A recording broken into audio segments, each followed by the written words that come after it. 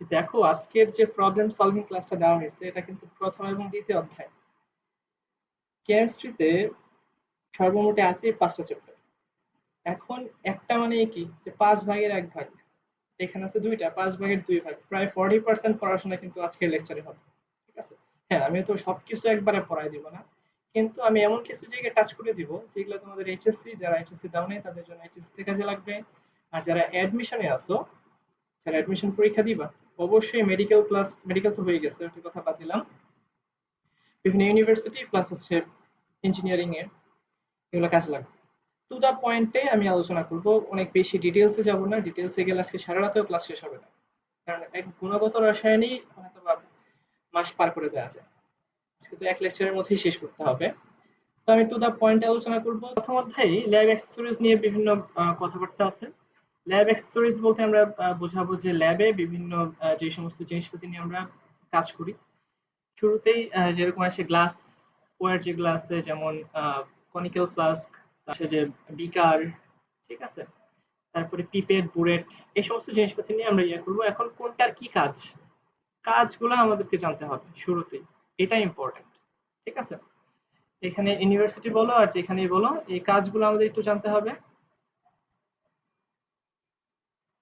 আচ্ছা, অর্থাৎ কোথায় কোনটা ব্যবহার করা হয়, যেমন আমি উদাহরণ দিলাম যে টাইট্রেশনের কাজে, আমি বললাম যে টাইট্রেশনের কাজে আমরা ব্যবহার করি কি, যে যেটার ঘনমাত্রা আমাদের জানা আছে সেটাকে আমরা বুলেটে নেই, অর্থাৎ এখানে বুলেট লাগতেছে।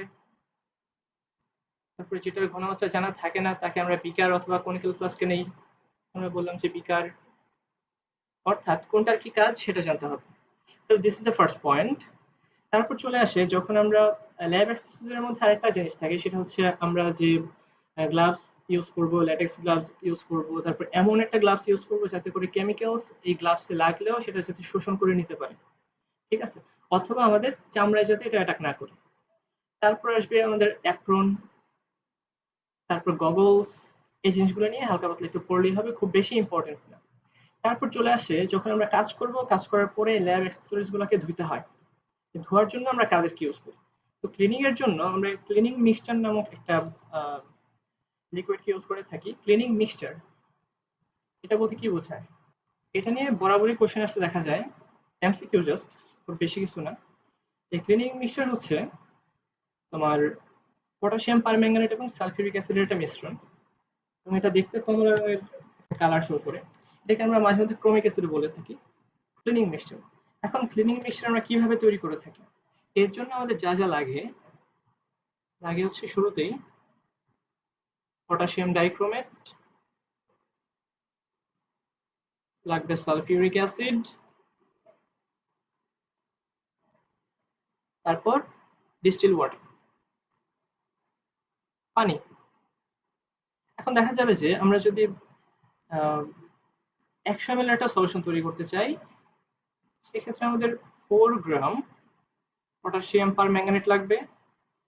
সেখানে আমরা 40 ml সালফিউরিক অ্যাসিড দিব। ঘন সালফিউরিক অ্যাসিড না, এটা মোটামুটি ভাবে ডাইলুট সালফিউরিক অ্যাসিড দিলেই হবে। দেখা যাবে যে ল্যাবে বিভিন্ন বিকারে থাকে যে এটা ডাইলুট সালফিউরিক অ্যাসিড, এটা কনসেন্ট্রেটেড সালফিউরিক অ্যাসিড। আমরা ডাইলুট সালফিউরিক অ্যাসিডের যে বিকার আছে বা বোতল আছে সেই বোতল থেকে নিব, আর বাকিটুকু আমরা পানি দ্বারা ফুলফিল করব। এইভাবে আমরা ক্লিনিং মিক্সচার বা ক্রোমিক অ্যাসিড মিক্সচার তৈরি করতে পারি। এটা বিভিন্ন গ্লাসওয়্যার ধৌতকরণের কাজে এটাকে আমরা ব্যবহার করি, এই ক্লিনিং মিক্সচারটাকে। আচ্ছা, এবং ক্লিনিং মিক্সচার যদি আসে এটা কোন পদ্ধতিতে পরিষ্কার করে থাকে, তাহলে আমরা বলবো এটা জারণ পদ্ধতিতে পরিষ্কার করে থাকে। কারণ এখানে একটা শক্তিশালী জারক ব্যবহার করা হয়েছে। পটাশিয়াম পারম্যাঙ্গানেট খুবই শক্তিশালী একটা জারক। যখন এটা সালফিউরিক অ্যাসিডের সাথে বা অ্যাসিডিক মিক্সচার ইউজ করা হয় তখন তার শক্তিমত্তা আরো বেড়ে যায়। তারপর যে ইম্পর্টেন্ট টপিকটা আসে সেটা হচ্ছে পলবঙ্গি ব্যালেন্স। তো তোমরা পাশেই দেখতে পাচ্ছ যে পলবঙ্গি ব্যালেন্স একটা ছবি দেওয়া আছে। তো পলবঙ্গি ব্যালেন্স নিয়ে কাজ করার জন্য আমাদেরকে প্রথমে যেটা দেখতে হয় সেটা হচ্ছে জিরো পয়েন্ট কোন জায়গাতে আছে। এটা কি একদম মাঝখানে? এসে খেয়াল করে আমার কার্সরের দিকে তাকাও। এটা কি একদম ঠিক মাঝখানে জিরো পয়েন্ট আছে নাকি বামে আছে সেটা দেখতে হয়। যদি মাঝখানে জিরো পয়েন্ট থাকে তাদেরকে আমরা বলি সার্টোরিয়াস ব্যালেন্স, হ্যাঁ, পলভঙ্গি ব্যালেন্স এবং সার্টোরিয়াস ব্যালেন্স তাদের কাজ প্রায় সেম, কিন্তু ক্যালকুলেশনে কিছুটা পার্থক্য দেখা যায়। যদি 0 পয়েন্ট মাঝখানে থাকে সেটাকে আমরা বলি সার্টোরিয়াস ব্যালেন্স, আর যদি বাম পাশে থাকে সেটাকে আমরা বলি পলভঙ্গি ব্যালেন্স। আচ্ছা, এখন আমরা তো নর্মাল ব্যালেন্স দিয়েও কাজ করতে পারতাম, কেন পলভঙ্গি ব্যালেন্সকে নিই? পলভঙ্গি ব্যালেন্স নেওয়ার কারণ যে এটা দ্বারা খুব সূক্ষ্মভাবে অনেক কিছু পরিমাপ করা যায়। যেমন আমরা দশমিকের পর 4 ঘর পর্যন্ত এটা দ্বারা পরিমাপ করতে পারবো, একদম 4 ঘর, এত গ্রাম, মানে এটা খুবই সূক্ষ্ম। এই কাজটা করার জন্য আমরা পলভঙ্গি ব্যালেন্সকে ব্যবহার করে থাকি। তারপর ইম্পর্টেন্ট যে টপিক, যে বিষয়, যে পয়েন্ট, এটা হচ্ছে রাইডার। রাইডার কি কাজে ব্যবহার করা হয়? আমরা বাম পাল্লায়, এই যে বাম পাল্লায় আমরা আমাদের কেমিক্যালসটাকে নেই, যেমন স্যাম্পল যেটাকে বলে, স্যাম্পলটাকে আমরা নিব বাম পাল্লায়, আর আমাদের ওয়েট বা বাটখারা যারা আছে তাদেরকে আমরা নিব ডান পাল্লায়। যদি বাটখারা দ্বারা এটাকে ব্যালেন্স করা না যায়, তখন রাইডার নামক আরেকটা ছোট প্লাটিনাম অথবা গোল্ডের তৈরি পাতলা একটা পাতকে ইউজ করা হয় বা তারকে ইউজ করা হয়, যেটা এই স্কেলের উপর দিয়ে স্লাইড করতে পারে বা রাইড করতে পারে। এই কারণে এর নাম হয়ে গেছে রাইডার। এই রাইডারের কাজ হচ্ছে এই 0.4 ঘর পর্যন্ত আমাদের যে ক্যালকুলেশনটা, সেই ক্যালকুলেশনটাকে এনশিওর করা, ঠিক আছে, যে একদম কমপ্লিটলি এটা ঠিক আছে কিনা। যদি দেখা যায় যে বাটখারা দ্বারা আমরা এটাকে কমপ্লিট করতে পারি নাই আমাদের ক্যালকুলেশন, তখনই রাইডারের কাজ করে। রাইডার দেখা যাবে যে যদি এটা পলভঙ্গি ব্যালেন্স হয়, তাহলে শূন্য দাগ থেকে সে আস্তে আস্তে ডান দিকে রাইড করতে থাকবে, মানে আমরা তাদেরকে সরাতে থাকবো। আচ্ছা, তখন সে যত দাগে যে থামবে, ধরে নিলাম যে সে 40 দাগে যে থামবে, তখন এটা একদম ব্যালেন্স হয়ে গেছে। এখন ব্যালেন্স হয়েছে কি না হয়েছে এটাকে আমরা কিভাবে বুঝবো? এই যে এইভাবে বুঝবো যে এইখানে একটা ছোট্ট ক্যালিব্রেশনের ক্যালিব্রেশন করা একটা স্কেল আছে। সেই স্কেলটাতে শূন্য থেকে বাম পাশে এবং ডান পাশে দাগাঙ্কন করা থাকে। আচ্ছা, তোমাদের ল্যাবে তোমরা অলরেডি এটা নিয়ে কাজ করেছো। যখন এখানকার যে একটা কাটা আছে, যে পয়েন্টার আছে, এই পয়েন্টারটা যখন শূন্য দাগে টাচ করবে, শূন্য দাগের দিকে পয়েন্ট করবে, তখন আমরা বুঝবো যে হ্যাঁ, এটা ব্যালেন্স হয়েছে। যদি ব্যালেন্স না হয়, তাহলে ব্যালেন্স করার জন্য এই রাডারটাকে আমরা ডানে বামে মুভ করাবো। আচ্ছা, রাইডারের ওয়েট, রাইডারের ওয়েট দেওয়া থাকবে, এটা অবশ্যই ইয়েতেই দেওয়া থাকবে, কোশ্চেনেই দেওয়া থাকবে। যেমন কোনো কোনো ক্ষেত্রে আমরা রাইডারের ওয়েট নিতে পারি 10 মিলিগ্রাম, আবার 5 মিলিগ্রাম, এই দুইটার একটাকে আমরা ইউজ করি এবং পরীক্ষার হলে এটা দেওয়া থাকবে। আচ্ছা, এখন আমরা এই পলভঙ্গি ব্যালেন্সের মাধ্যমে কিভাবে ক্যালকুলেশন করি দেখা যাক। যে আমরা বাম পাল্লায় কিছু কেমিক্যালসকে রাখলাম, যে কেমিক্যালস ধরে নিলাম যে আমি রাখলাম পটাশিয়াম ডাইক্রোমেট। আমরা ক্রোমিক অ্যাসিড তৈরি করতে চাই, ক্লিনিং মিক্সচার তৈরি করতে চাই, তার জন্য পটাশিয়াম ডাইক্রোমেটকে পরিমাপ করতে হবে। আমরা চাই যে এটা থেকে কি করা যায়, ধরে নিলাম যে 5.005 এত গ্রাম পটাশিয়াম ডাইক্রোমেট দেওয়া। তো এখানে দেখা যাচ্ছে যে দশমিকের পর 4 ঘর পর্যন্ত নেওয়া আছে। তো শুরুতেই ডিসাইড করতে হবে আমরা কিসে এটাকে পরিমাপ করব। তো আমরা ডিসাইড করলাম যে হ্যাঁ, পলভঙ্গি ব্যালেন্সে আমরা এটাকে পরিমাপ করব। ঠিক আছে, তার জন্য আমরা স্যাম্পল হিসেবে পটাশিয়াম ডাইক্রোমেটকে নিলাম বাম পাল্লায়, তারপর ডান পাল্লায় আমরা নিব বাটখারা। তো দেখা গেল যে বাটখারা নেওয়ার পরেও কমপ্লিটলি এই পয়েন্টটা শূন্য দাগে টাচ করে নাই। যদি শূন্য দাগে টাচ না করে, তখন আমাদেরকে কি করতে হয়, এই যে রাইডার যেটা আছে এই শূন্য দাগ থেকে, আমরা পলভঙ্গি ব্যালেন্স নিয়ে চিন্তা করতেছি, এই রাইডারটাকে শূন্য দাগ থেকে আমরা ডান দিকে সরাবো।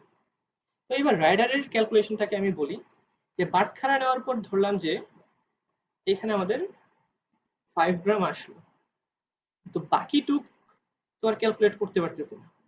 বাকিটুক ক্যালকুলেট করার জন্য এই রাইডার। তো রাইডারের ক্যালকুলেশন কিভাবে হবে? আমরা যদি এই রাইডারের ক্যালকুলেশন করতে চাই, তার জন্য রাইডার কনস্ট্যান্ট নামক একটা কনস্ট্যান্ট আমাদের প্রয়োজন। ঠিক আছে, তো এই খালি ঘরটাকে পূরণ করার জন্যই কিন্তু রাইডারের কনস্ট্যান্ট প্রয়োজন হবে। তো রাইডারের কনস্ট্যান্টকে আমরা কিভাবে বের করব? মনোযোগ দিয়ে দেখো, যদি এটা হয় পলভঙ্গি ব্যালেন্স, অর্থাৎ যদি বাম পাশ থেকে আমরা আমাদের ক্যালিব্রেশনটা শুরু করি, যে 0 থেকে 100 দাগ পর্যন্ত। ঠিক আছে, তো যদি এটা ফলভঙ্গি ব্যালেন্স হয়, তখন যেটা করতে হয় যে 2 ইনটু, আমরা যেটা করব, রাইডারের ভর, আমরা বললাম যে এটা rm, rider's mass, 2 into rm divide by total count. Total total count কি? 0 থেকে 100 দাগ পর্যন্ত যাওয়ার জন্য কতগুলো ঘর অতিক্রম করতে হয়েছে, অর্থাৎ 100টা ঘর অতিক্রম করতে হয়েছে। তো এটা হচ্ছে ফলভঙ্গি ব্যালেন্সের জন্য রাইডার কনস্ট্যান্ট। আর যদি সার্টোরিয়াস হয়, অর্থাৎ যদি 0 দাগ মাঝখানে হয়, সেই ক্ষেত্রে রাইডারের কনস্ট্যান্ট হবে জাস্ট রাইডারের ভর, rider's mass divide by total count. ঠিক আছে, আচ্ছা, সেক্ষেত্রে কিন্তু 0 থেকে 50, 0 থেকে 50, তখন এই টোটাল কাউন্ট কিন্তু 50 হবে, সেটা আমাদেরকে বুঝতে হবে। আচ্ছা, হ্যাঁ, কারো কোনো কোশ্চেন? হ্যাঁ, তোমরা কোশ্চেন করতে পারো মাঝখানে, যে ভাই আমি এই জায়গাটা বুঝি নাই, আমার আলোচনার মাঝখানে আমাকে থামাই দিবা, আমি ওই জায়গাতেই তোমাদেরকে বোঝানোর চেষ্টা করব। আচ্ছা, তো ধরলাম যে এই কাজটা করার জন্য আমি একটা রাইডারকে নিলাম যার ভর লেটস সে 10 মিলিগ্রাম, 10 মিলিগ্রাম, এবং এটা টোটাল কাউন্ট, টোটাল দাগ সংখ্যা আছে 100টা। সেই ক্ষেত্রে এর রাইডার কনস্ট্যান্ট কত হবে? তো রাইডার কনস্ট্যান্ট সমান 2 টাইমস রাইডার ভর কত, 10 milligram divided by total count 100। সেক্ষেত্রে আমরা দেখতে পাই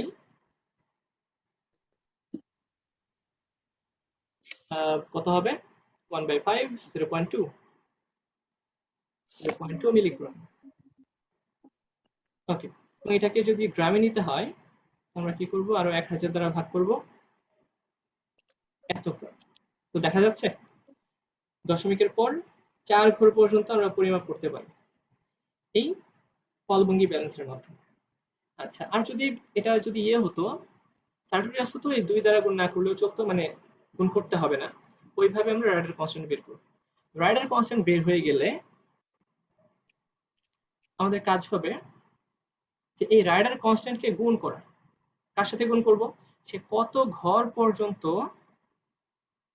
0 দাগ থেকে আমরা তাকে নিয়ে এসেছিলাম, ঠিক তত দাগ আমাদেরকে গুণ করতে হবে। ধরে নিলাম যে 40 ঘরে এসে আমরা থামছি, তখন রাইডারের ভর কত হবে, মানে রাইডারের কাউন্ট কত হবে? রাইডারের কাউন্ট হবে রাইডারের কনস্ট্যান্ট ইনটু দাগ সংখ্যা, কত ঘর পর্যন্ত আমরা এগিয়ে আসছি। তো এই হচ্ছে তোমাদের ফলভঙ্গি ব্যালেন্স সংক্রান্ত কিছু শর্ট আলোচনা। তারপর আমরা চলে যাই এই অধ্যায়ের ইম্পর্টেন্ট যে পোর্শন, সেটা হচ্ছে কোয়ান্টিটেটিভ অ্যানালাইসিস। অর্থাৎ এখানে আমরা কেমিক্যাল নিয়ে চিন্তা করব, কেমিক্যাল নিয়ে আমাদেরকে ক্যালকুলেশন করতে হবে, এটাকে আমরা বলবো কোয়ান্টিটেটিভ অ্যানালাইসিস। অর্থাৎ মাত্রিক বিশ্লেষণ যাকে বলা হয়।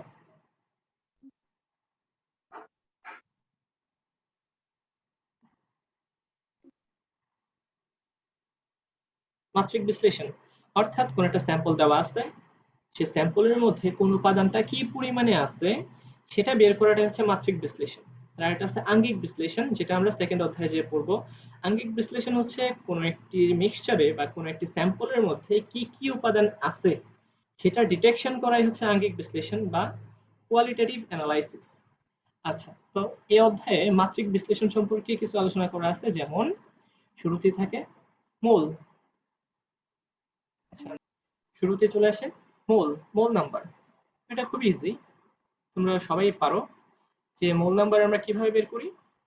যে কোনো একটা পরিমাণ যদি দেওয়া থাকে, পদার্থের পরিমাণ let's say 49 gram, sulphuric acid দেওয়া আছে, তো এটার মোল নাম্বার বের করতে বলা হয়েছে। তো তাকে আমরা তার মলিকিউলার ওয়েট দ্বারা ভাগ করে দিব। যদি এখানে কোনো একটি সংখ্যা দেওয়া থাকে, তাকে আমরা অ্যাভোগাড্রো সংখ্যা দিয়ে ভাগ করে দিব। আচ্ছা, যদি আয়তন দেওয়া থাকে এসটিপি তে, সেক্ষেত্রে আমরা কি করব, এসটিপি তে যে মোলার আয়তন 22.4 সেটা দিয়ে আমরা ভাগ করব। আর যদি এসএটিপি তে আয়তন দেওয়া থাকে, সেই ক্ষেত্রে এসএটিপিতে যে আয়তন 24.8 সেটা দ্বারা ভাগ করব। আর যদি বিভিন্ন টেম্পারেচার দেওয়া থাকে এবং বিভিন্ন আয়তন দেওয়া থাকে এবং চাপ দেওয়া থাকে, তাদের ক্ষেত্রে আমরা কি করি, পিভি বাই আরটি এর মাধ্যমে আমরা মোল নাম্বার বের করি। এন্ড দেন আরেকটা হচ্ছে concentration, molar concentration into volume, এটা অবশ্যই লিটারে লিটারে নিতে হবে। আর আমরা ইলেকট্রোকেমিস্ট্রিতে পড়ি, যখন কোনো একটি ইয়ের মধ্যে ইলেকট্রোডে ইলেকট্রিসিটি পাস করানো হয়, তখন ওই ইলেকট্রোডে কতটুকু পরিমাণে পদার্থ জমা হয়েছে সেটা বের করার জন্য আমরা মোল সংখ্যার এই সূত্রটা ইউজ করে থাকি, আইটি ডিভাইডেড বাই ইএফ। আচ্ছা, তারপর চলে আসা যাক গ্রাম equivalent. What is gram equivalent? Mole number যতটা ইম্পর্টেন্ট, গ্রাম ইকুইভ্যালেন্ট ঠিক ততটাই ইম্পর্টেন্ট। হয়তো আমরা এই লেভেলে, কলেজ লেভেলে আমরা এতটুকু দেখি না যে গ্রাম ইকুইভ্যালেন্ট এর ব্যবহার, কিন্তু দেখা যাবে যে যখন পরবর্তীতে কি কেমিস্ট্রি নিয়ে পড়াশোনা করবে, যেমন আমার কথাই বলি, আমি ফার্মাসি নিয়ে পড়াশোনা করতেছি, এখানে প্রচুর পরিমাণে এই এককটা ইউজ করতে হয়। যেমন বলা হয় যে ব্লাডে তোমার সোডিয়ামের অ্যামাউন্ট কত, তো মোল নাম্বার যেটা গ্রাম ইকুইভ্যালেন্ট তার একদম কাছাকাছি। খেয়াল করা যাক গ্রাম ইকুইভ্যালেন্ট বলতে কি বোঝায়। যখন আমরা বলি যে মোল নাম্বারকে বের করার জন্য আমরা কোন একটি অ্যামাউন্টকে তার মোলার মাস দ্বারা ভাগ করি, কিন্তু যখন আমরা গ্রাম ইকুইভ্যালেন্ট বের করব, তখন আমরা কোন একটি অ্যামাউন্টকে তার ইকুইভ্যালেন্ট ওয়েট দ্বারা ভাগ করব। কি এখন ইকুইভ্যালেন্ট ওয়েট বলতে কি বোঝায়? ইকুইভ্যালেন্ট ওয়েট বলতে বোঝায় আমরা মোলার মাসকে তার ইকুইভ্যালেন্ট নাম্বার দ্বারা ভাগ করব, মানে তুল্য সংখ্যা যেটা বলা হয় তুল্য সংখ্যা দ্বারা ভাগ করব। আচ্ছা, আর তুল্য সংখ্যা বলতে কি বোঝায়? তুল্য সংখ্যা বলতে বোঝায় যে অ্যাসিডের H+ এর সংখ্যা বা বেজের OH- এর সংখ্যা, অথবা জারক কত সংখ্যক ইলেকট্রন গ্রহণ করছে সেই সংখ্যা, বিজারক কত সংখ্যক ইলেকট্রন ত্যাগ করছে সেই সংখ্যা। আবার আমরা বলতে পারবো যে মেটালের তার ভ্যালেন্সি, অর্থাৎ এই সমস্ত নাম্বারগুলোকে আমরা বলি হচ্ছে তুল্য সংখ্যা। যখন আণবিক বা পারমাণবিক ভরকে তুল্য সংখ্যা দ্বারা ভাগ করব, তখন আমরা ইকুইভ্যালেন্ট মাস বা তুল্য ভর পাবো। যখন কোন একটি পরিমাণকে তার তুল্য ভর দ্বারা আমরা ভাগ করে দিব, ঠিক আছে,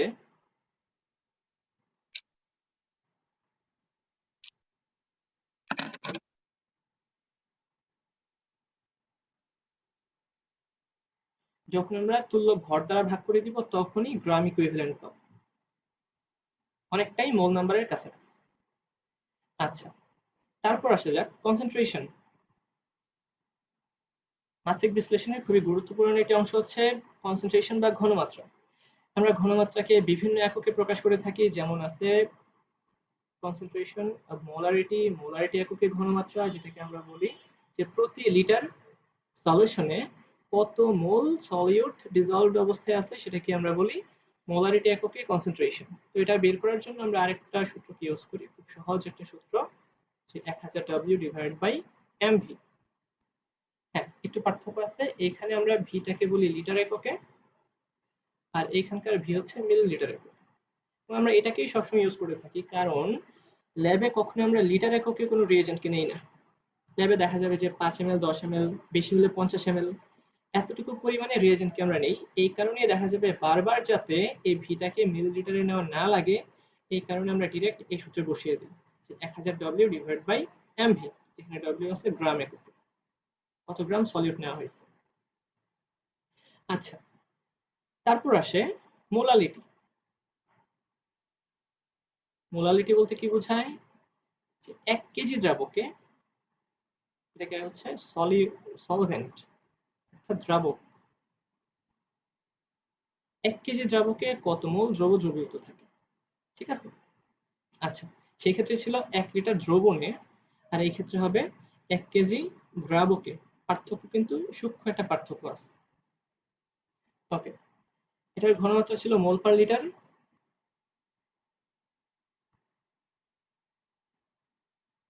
আর এটার একক হচ্ছে মোল পার কেজি, যেটাকে আমরা শর্টকাটে বলি মোলাল, ছোট হাতের এম। তারপর আর বিভিন্ন একক আছে, যেমন শতকরা একক, পার্সেন্টেজ। আর যখন আমরা বলি যে এক্স পার্সেন্ট ডব্লিউ বাই ভি থেকে আমরা কি বুঝাই, যে 100 ml সলিউশনে এক্স গ্রাম দ্রবীভূত আছে। যদি আমরা বলি যে এক্স% ডব্লিউ বাই ডব্লিউ, সেটাকে আমরা বলি যে 100 গ্রাম সলিউশনে এক্স গ্রাম সলিউট দ্রবীভূত আছে। এইভাবে বিভিন্ন নোটেশন আমরা ইউজ করে থাকি। এবং আমরা এটাও জানি যে যদি দশমিক থেকে বা শতকরা থেকে যখন আমরা মোলারিটিতে কনভার্ট করি, সেক্ষেত্রে সূত্রটা ছিল এরকম, যে মোলারিটি এককের কনসেন্ট্রেশন সমান 10x ডিভাইডেড বাই m, এবং সাথে ওই দ্রবণের রিলেটেড টু ওই যে উপাদান আছে তার আপেক্ষিক গুরুত্বকেও গুণ করে দিই। আচ্ছা, তারপর চলে আসছে normality. This is the most important, কারণ এই নর্মালিটি নিয়ে আমাদের অনেকেরই সমস্যা হয়।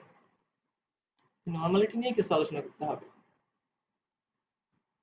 তাহলে দেখা যাক যে মোলারিটি এবং নর্মালিটির মধ্যে পার্থক্যটা কোথায়। এই দুইটা কিছুটা কাছাকাছি, কিন্তু তার আগের স্লাইডে আমি যে আলোচনাটা করলাম, একটা ছিল কি যে মোল নাম্বার, আর একটা ছিল গ্রাম ইকুইভ্যালেন্ট। এই যে গ্রাম ইকুইভ্যালেন্ট। তো এখানে এই আলোচনাটাই আসবে যখন আমরা মোলারিটি এককে চিন্তা করি, তখন আসলে হয় মোল পার লিটার।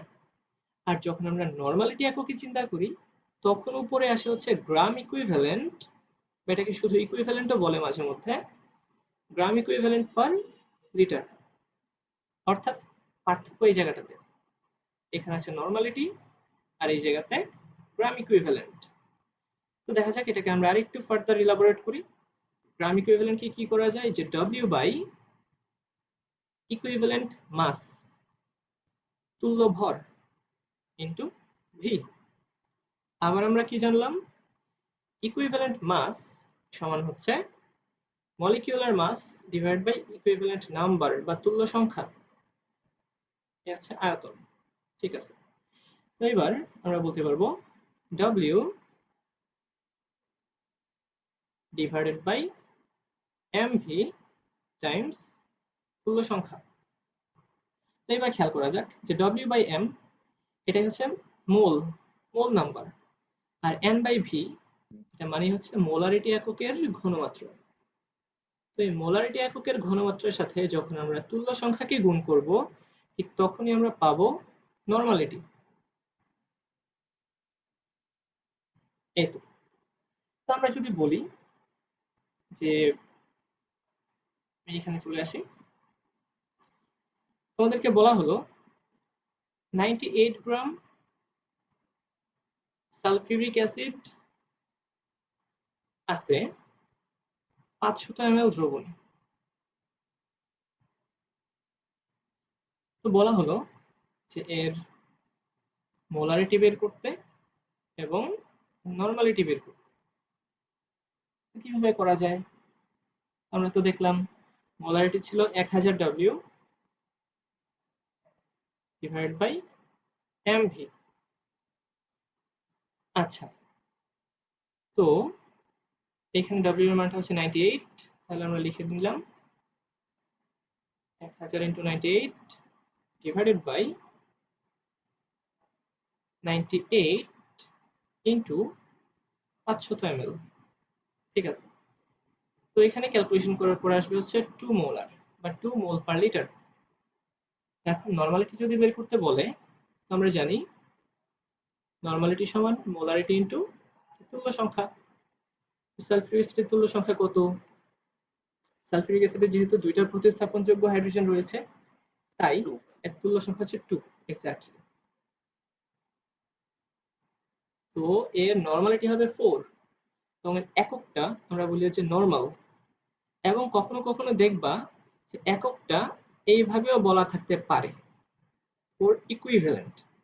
যখন কোথাও ইকুইভ্যালেন্ট দেখবা, তখন বুঝে নিবা যে হ্যাঁ, এখানে নরমালিটি এককে এটা ইউজ করা হয়েছে।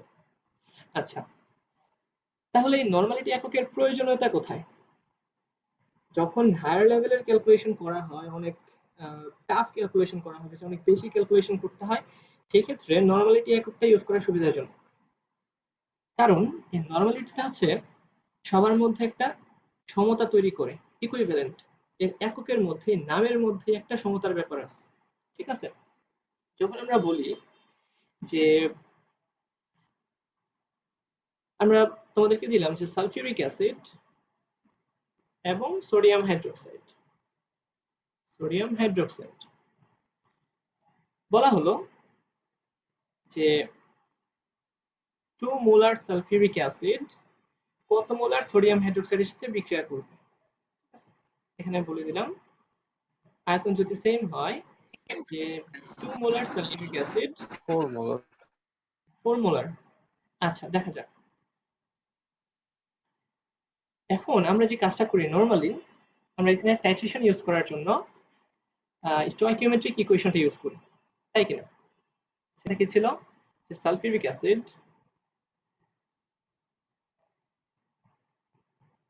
আর হচ্ছে কি সোডিয়াম হাইড্রোক্সাইড, এদেরকে আমরা রিঅ্যাকশন করাবো টোটালি টাইট্রেটেড করার জন্য বা প্রশম করার জন্য।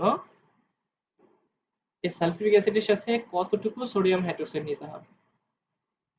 দেওয়া আছে sulphuric acid 2 molar 500 ml। Same ভাবে আমরা সোডিয়াম হাইড্রোক্সাইডও খুঁজে পেলাম যে এখানে 500 ml আছে। এখন এর ঘনমাত্রা কত প্রয়োজন?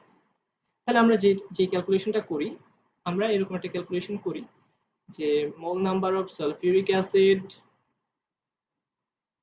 ডিভাইডেড বাই সমান mole number of sodium hydroxide, এই যে কিছু একটা দ্বারা ভাগ করি।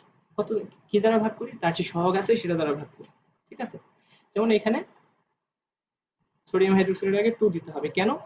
এই তুল্য সংখ্যার কনসেপ্ট থেকে যে সালফিউরিক অ্যাসিডের তুল্য সংখ্যা 2, সোডিয়াম হাইড্রোক্সাইডের তুল্য সংখ্যা 1। আমরা যখন কোনো কিছুকে সমতা করি তখন এই তুল্য সংখ্যা বিনিময় করি জাস্ট, তাই কিনা? আচ্ছা, তো সেই থেকে আমরা পাই যে সালফিউরিক অ্যাসিডের নিচে হবে 1, তার যে সহগ আছে সহগটা দ্বারা ভাগ করব, সোডিয়াম হাইড্রোক্সাইডের সহগ 2। আচ্ছা, তো এবার দেখা যাক। তো এটার যে কনসেন্ট্রেশন আছে সেটা হচ্ছে 2 মোলার ইনটু 500 ml। সেটাকে আমরা রাখবো না, কারণ ডান পাশে আছে 500 ml। আচ্ছা, এখন এর কনসেন্ট্রেশনটাই আমরা জানি না। এত ভি উভয়ের ক্ষেত্রে সেম, ভি কাটাকাটি গেল, এখানে আছে 2। তো এখান থেকে আমরা সোডিয়াম হাইড্রোক্সাইডের ঘনমাত্রা পাবো কত? 4 মোলার এক্স্যাক্টলি। তো এই ক্ষেত্রে 4 মোলার সোডিয়াম হাইড্রোক্সাইড ইউজ করতে হয়, অর্থাৎ সেম কথা যে এখানে সালফিউরিক অ্যাসিড যতটুকু আছে তার দ্বিগুণ ইউজ করতে হবে। ঠিক আছে? আচ্ছা, এখন এই কাজটা যদি নরমালিটি এককে দেওয়া থাকতো, আমি তোমাদেরকে বললাম যে এখানে নরমালিটি দেওয়া আছে সালফিউরিক অ্যাসিডের 2 নরমাল। এখন সোডিয়াম হাইড্রোক্সাইডের কতটুকু প্রয়োজন হবে? তো এই ক্ষেত্রে কিন্তু আমাদের এত কিছু ক্যালকুলেশন করাও লাগবে না, আমরা জাস্ট সোজা অ্যান্সার দিয়ে দিব এখানে 2 নরমাল লাগবে। নরমালিটি এককটা এই কারণেই ইউজ করা হয় যে সবাইকে আমরা ইকুয়াল ইকুয়াল করে দেই। ঠিক আছে? এখন যদি আমি বলি যে সোডিয়াম হাইড্রোক্সাইডের দেওয়া আছে যে 10 নরমাল, এটাকে প্রশমিত করার জন্য কত নরমাল সালফিউরিক অ্যাসিড লাগবে? আমি আরেকটু কঠিন করে দিই, কত নরমাল ফসফরিক অ্যাসিড লাগবে? সোজা কথা সেম ভাবে আমরা বলবো 10 নরমাল ফসফরিক অ্যাসিড লাগবে। ঠিক আছে? এখানে এই সহগ নিয়ে যে ক্যারিকেচারটা থাকার কথা, সেই সহগের সমস্যাটা এখানে থাকে না। আই হোপ ক্লিয়ার সবার কাছে? ওকে, এখন টাইট্রেশন করার ক্লিয়ার। কাজে, হ্যাঁ, টাইট্রেশন করার কাজে এই কারণে আমরা নরমালিটি এককটাকে বেশি প্রেফার করে থাকি। যে দেখা যাবে যে তোমাকে সামথিং নরমাল একটা ইয়ে দেওয়া আছে, কনসেন্ট্রেশন দেওয়া আছে, তুমি এটা থেকে তুমি আরেকটাকে বের করতে চাও। তো এর জন্য তোমার সহগ নিয়ে কোনো টেনশন করা লাগে না। তো এখন তোমরা আবার পাল্টা লজিক দিবা যে ভাই আমরা সহগের জন্য, সহগ নামক ছোটখাটো জিনিসটার জন্য আমরা কেন আবার মোলারিটি থেকে নরমালিটিতে যাব? আমি বলতেছি না নরমালিটিতে যাওয়ার জন্য, জাস্ট উপকারিতাটা বলতেছি। ইন কেস তোমাদেরকে বলা হলো যে পিরিডিনের সাথে তুমি রিঅ্যাকশন করাও ইডিটি এর, এটা একটা অ্যালকালাইন সাবস্টেন্স, এটা একটা অ্যাসিডিক সাবস্টেন্স, ঠিক আছে। এখন তোমাকে বলা আছে যে ইডিটি এ দেওয়া হলো 5 মোলার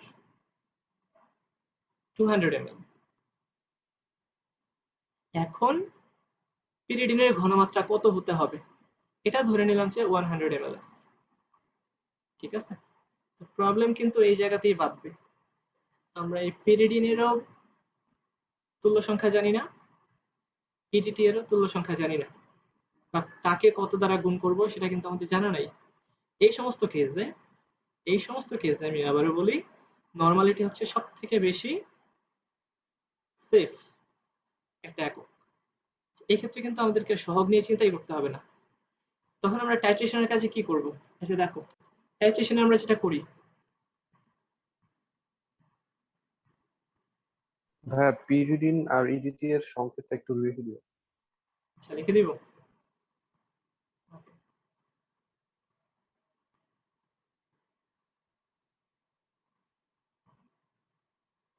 পিরিডিন,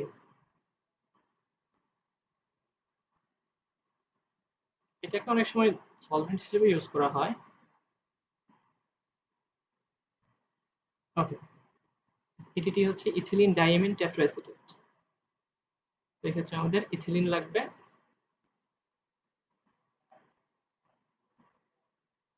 ঠিক আছে। তার সাথে ডাইঅ্যামিন, অর্থাৎ দুইটা অ্যামিন থাকতে হবে। প্রত্যেকটা নাইট্রোজেনের 3টা করে হাত আছে, তো এই জায়গাতে অ্যাসিটেট আসবে, ঠিক আছে। তো অ্যাসিটেটের সংকেত কি, এই যে তোমার সি ও, হ্যাঁ CH2 থাকবে।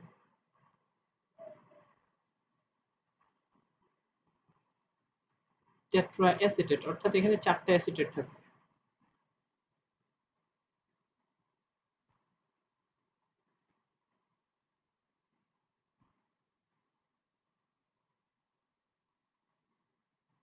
মাইনাস, এই তো মাইনাস, ঠিক আছে। তো এখান থেকে আমরা দেখতে পারতেছি যে এর তুল্য সংখ্যা হচ্ছে 6, ঠিক আছে। কিভাবে, এখানে 4টা করে আছে, 4টা 4টা 4টা, তার সাথে আবার দেখা যায় নাইট্রোজেনের লোন পেয়ারও এই ক্ষেত্রে মানে প্রভাব বিস্তার করতে পারে। তো এই ক্ষেত্রে আমরা এই লোন পেয়ারগুলোকে চিন্তা করব না যখন আমরা টাইট্রেশন করি, পিরিডিনের সাথে ইডিটি এর যখন আমরা টাইট্রেশন করব তখন এখান থেকে H+ বের হবে, এই H+ যে এই নাইট্রোজেনের সাথে যুক্ত হবে, ঠিক আছে। সেক্ষেত্রে আমরা বলবো হচ্ছে 4 আর এটা তুল্য সংখ্যা 1, কিন্তু এটা বের করাটা কিন্তু টাফ। আই অ্যাডমিট, তোমাদেরকেও অ্যাডমিট করতে হবে যে এটা টাফ। সেই সমস্ত ক্ষেত্রে normality is a better choice. এবার দেখা যাক, পিরিডিন হ্যাঁ হ্যাঁ হ্যাঁ পিরিডিনের বেনজিনের সাথে একটা নাইট্রোজেন যোগ করলেই হ্যাঁ, বেনজিনের সাথে বেনজিনের একটা কার্বনে জাস্ট একটা নাইট্রোজেন থাকে, এটা হচ্ছে পিরিডিন। যেমন আরো আছে, তোমরা যখন হেটারো অ্যারোমেটিক কম্পাউন্ড পড়ো, যেমন পাইরোল, আসলে বেনজিনের সাথে না, বেনজিন রিং এর একটা কার্বনকে ধরো আমরা নাইট্রোজেন দ্বারা রিপ্লেস করলাম, এটা হচ্ছে পিরিডিন। তারপর হতে পারে যে পাইরোল, এটা একটা অ্যালকালাইন সাবস্টেন্স। তারপর থায়োফিন, ফিউরান, এগুলো। আচ্ছা, তো এবার দেখা যাক টাইট্রেশন নিয়ে আমরা যেটা বলতেছিলাম, আমরা অ্যাসিড এবং বেসকে নিয়ে চিন্তা করব। ধরে নিলাম এই হচ্ছে অ্যাসিড, এই হচ্ছে বেস, এখান থেকে আমরা একটা প্রোডাক্ট পাই, প্রোডাক্ট নিয়ে আমাদের কোনো চিন্তা নাই। তো অ্যাসিডের যে সহগ সেটা হচ্ছে এ, বেসের সহগ বি। তো এখান থেকে আমরা বলতে পারি যে আসলে যখন আমরা একটু আগেই বললাম যে তুল্য সংখ্যার বিনিময় করা হয়, তো এখান থেকে আমরা কি বলতে পারি যে অ্যাসিডের তুল্য সংখ্যা ছিল বি আর বেজের তুল্য সংখ্যা ছিল এ, যাদেরকে বিনিময় করার মাধ্যমে আমরা সমতাটা করলাম। যখন আমরা টাইট্রেশনের জন্য ইকুয়েশন ইউজ করি, সেটা আমরা জানি যে এই ইকুয়েশন থেকে আনা হয় যে অ্যাসিডের মোল সংখ্যা ডিভাইডেড বাই তার কি সহগ সমান বেজের মোল নাম্বার ডিভাইড বাই তার সহগ। এবার একটা কাজ করা যাক, আমরা এই সূত্রটাকে কিছুটা মডিফাই করব। যেমন আমরা যদি মোলারিটি একক ইউজ করি অ্যাসিডটাকে, তো SA VA divided by A সমান SB VB divided by B।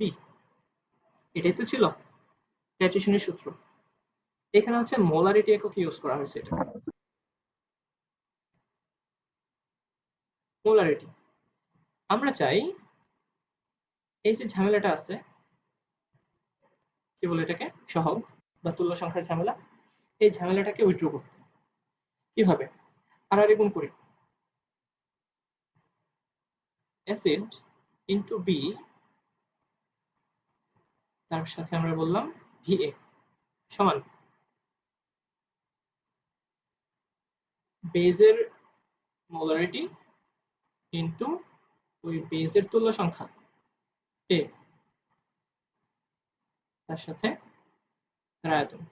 এবার চিন্তা করে দেখো, এই B ছিল অ্যাসিডের তুল্য সংখ্যা আর A ছিল বেজের তুল্য সংখ্যা। যখন আমরা মোলারিটির সাথে তুল্য সংখ্যাকে গুণ করি তখন আমরা কি পাই? আমরা পাই নরমালিটি। তাহলে এখানে লিখে দাও just normality of acid into এর আয়তন সমান নরমালিটি অফ বেজ তার আয়তন। এখন এই টাইট্রেশনের সূত্রে খেয়াল করে দেখো যে এই ক্ষেত্রে কিন্তু কোনো ধরনের সহগ নেই, যদিও মূল ইকুয়েশনে সহগ ছিল, কিন্তু এখানে কিন্তু কোনো ধরনের সহগ নাই। অর্থাৎ নরমালিটি নিয়ে কাজ করে এটাই সুবিধা, টাইট্রেশনে আমরা এই নরমালিটি এককটাকে বেশি মাত্রায় ইউজ করে থাকি। আচ্ছা, মোটামুটি এই হচ্ছে টাইট্রেশন। আর কারো কোনো সমস্যা আছে? না ভাইয়া, নরমালিটি তো মানে নরমালিটি এমনিতেই তুল্য সংখ্যা গুণ করে থাকে, আর হ্যাঁ, মোলারিটিতে থাকলে আমরা গুণ করে নেই গুণ সমতা করে নেই। করার জন্য। এক্স্যাক্টলি। এখন এই ক্ষেত্রে দেখা যাবে যে কোশ্চেনে যদি নরমালিটি এককটা দেওয়া থাকে আর কি, সেক্ষেত্রে আমাদের জন্য সহজ হয়ে গেল। ইন কেস দেওয়া থাকে সেক্ষেত্রে তোমরা কি কি কাজ করবা? জাস্ট এটা বসিয়ে দিলেই কিন্তু হবে, তাই কি না? এবং এটা একটা মানে উপকারিতা নরমালিটি, এবং আমরা যে কোনো একক ইউজ করতে পারি, এটা নিয়ে আমাদের কোনো সমস্যা নেই। আচ্ছা, আসলে মেইন সূত্র হচ্ছে এটা, এটাকে আমরা স্টয়কিওমেট্রিক ইকুয়েশন বলে থাকি। যে ধরো তোমাকে বললো যে এখানে 5 গ্রাম অ্যাসিড দেওয়া আছে, এই 5 গ্রাম অ্যাসিডের সাথে কত মোল বেজ রিঅ্যাকশন করবে। তো এখানে 5 গ্রাম থেকে তুমি মোল সংখ্যাটা বের করে নিবা, তারপরে এখান থেকে কনসেন্ট্রেশনটা বের করবে। এটাই তো আমাদের বেসিক আইডিয়া।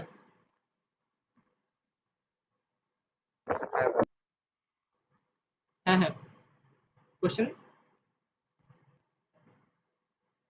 আচ্ছা, তাহলে এই অধ্যায়ে তারপরে যেটা আসে সেটা হচ্ছে বার্নার।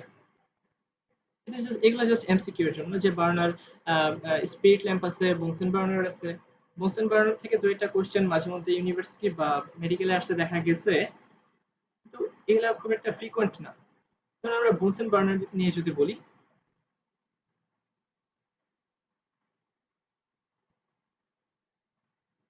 দেখা যায় এই বার্নারে দুইটা পার্ট থাকে।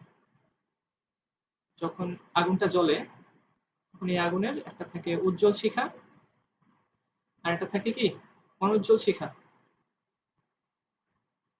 আচ্ছা, উজ্জ্বল শিখাটা হচ্ছে আসলে এই জায়গাটা, আর অনুজ্জ্বল শিখা যখন এই স্রোতের কাছাকাছি যে অংশটা থাকে এটা একদম ট্রান্সপারেন্ট মনে হয় আমাদের কাছে, এটা হচ্ছে অনুজ্জ্বল শিখা। দেখা যায় অনুজ্জ্বল শিখার টেম্পারেচার অনেক বেশি থাকে, অনেক বেশি, প্রায় 1000 থেকে 1200 ডিগ্রি সেলসিয়াস পর্যন্ত তাপমাত্রা পৌঁছে যায়। আচ্ছা, এবং এই অনুজ্জ্বল শিখাটাকে বলা হয় জারণ শিখা, কারণ এই জায়গাতে প্রচুর ইলেকট্রনের উপস্থিতি থাকে। এবং আমরা যখন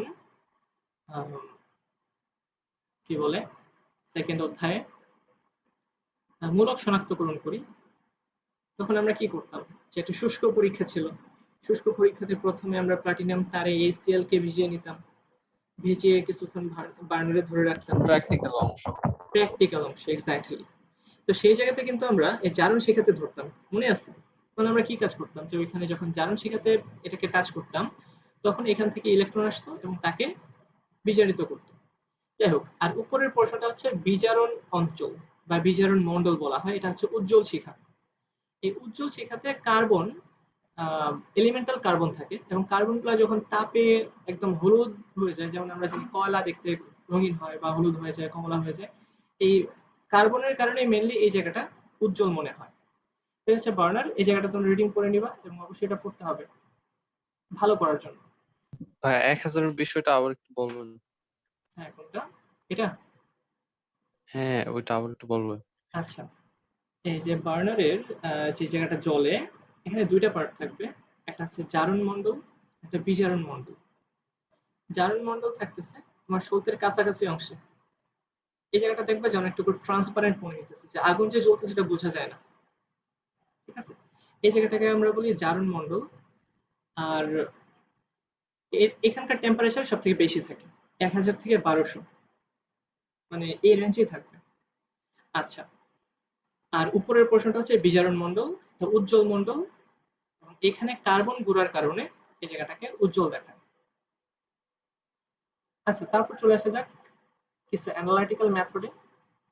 যখন আমরা এই কাজকর্মগুলো করি ল্যাবে, এই অ্যানালাইটিক্যাল মেথড নিয়ে আমাদের চিন্তা করতে হয়। যেমন আমরা যে সমস্ত সলিউশন নিয়ে চিন্তা করি বা কাজ করি, সে সলিউশনের পরিমাণের উপর ভিত্তি করে আমরা এই মেথডটাকে 3টা ভাগে ভাগ করি, ঠিক আছে?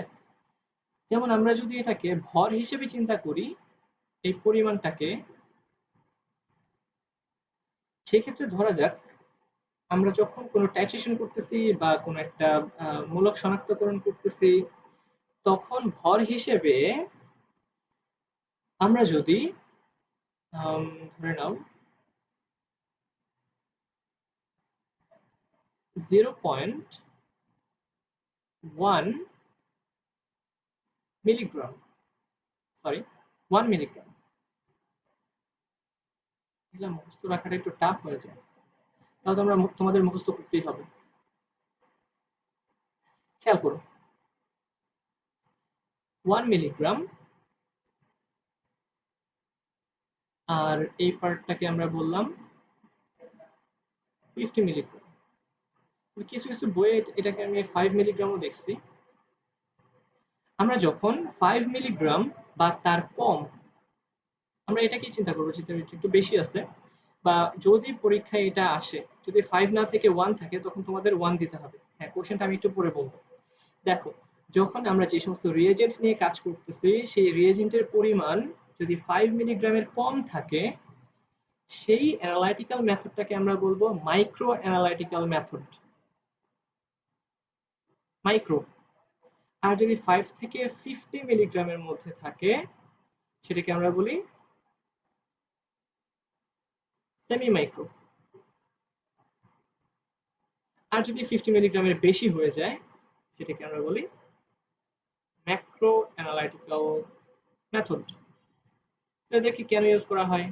কারণ পরিবেশগত একটা ব্যাপার স্যাপার থাকে। যখন আমরা ম্যাক্রো অ্যানালাইটিক্যাল পদ্ধতি নিয়ে কাজ করব, তখন অনেক বেশি বেশি রিয়েজেন্ট ইউজ করতে হবে, তো সেটা পরিবেশের জন্য ভালো নাও হতে পারে। আচ্ছা, আর আমরা ল্যাবে নরমালি যে কাজগুলো করে থাকি, আমরা সেমি মাইক্রো অ্যানালাইটিক্যাল পদ্ধতিতেই কাজগুলো আমরা করে থাকি। তারপর উদাহরণগুলো শিখতে হবে, যে সেমি মাইক্রো অ্যানালাইটিক্যাল পদ্ধতিতে আমরা কোন কোন কাজ করে থাকি, ঠিক আছে? যেমন ক্রোমাটোগ্রাফি যে কাজটা আছে, সেটা কিন্তু সেমি মাইক্রো অ্যানালাইটিক্যাল পদ্ধতিতে করা হয়। Important MCQ, chromatography.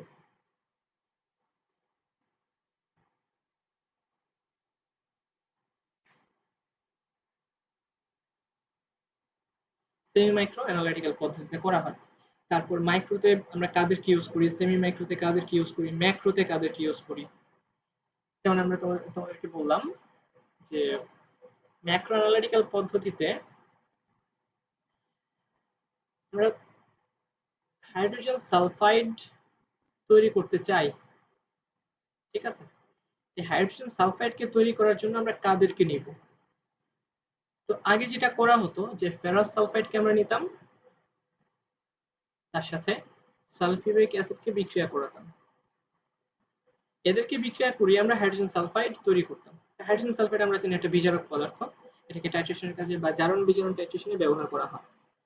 আচ্ছা, তো সেমি মাইক্রোতে এখন আমরা যেটা করি, এখন আমরা আর এই কাজটা করি না, আমরা যেটা করি যে থায়োএসিটামাইডকে ইউজ করি। খেয়াল করুন, থায়োএসিটামাইড। তো এখানে কি থাকবে, এখানে অ্যাসেট মানে কার্বন দুইটা থাকবে এবং অ্যামাইড বন্ড থাকবে। আসলে এগুলো হচ্ছে তোমার সংকেত লেখার উপায়। অ্যামাইড বন্ড CONH2, এটা ছিল অ্যামাইড, কিন্তু এখানে হচ্ছে থায়ো অ্যামাইড, এখানে সালফার থাকবে। থায়োএসিটামাইড কি ইউজ করি ইজ হাইড্রোজেন সালফাইডের বিকল্প হিসেবে। ঠিক আছে, দেখা যাবে এটা ইন ভিভো মানে ইন ভিট্রো ইয়েতেই সিস্টেমে এটা তৈরি হবে, হাইড্রোজেন সালফাইড তৈরি হয়ে বিক্রিয়াটা করবে। আচ্ছা, তারপর আরো কিছু জিনিসগুলি থাকতে পারে, খেয়াল করো।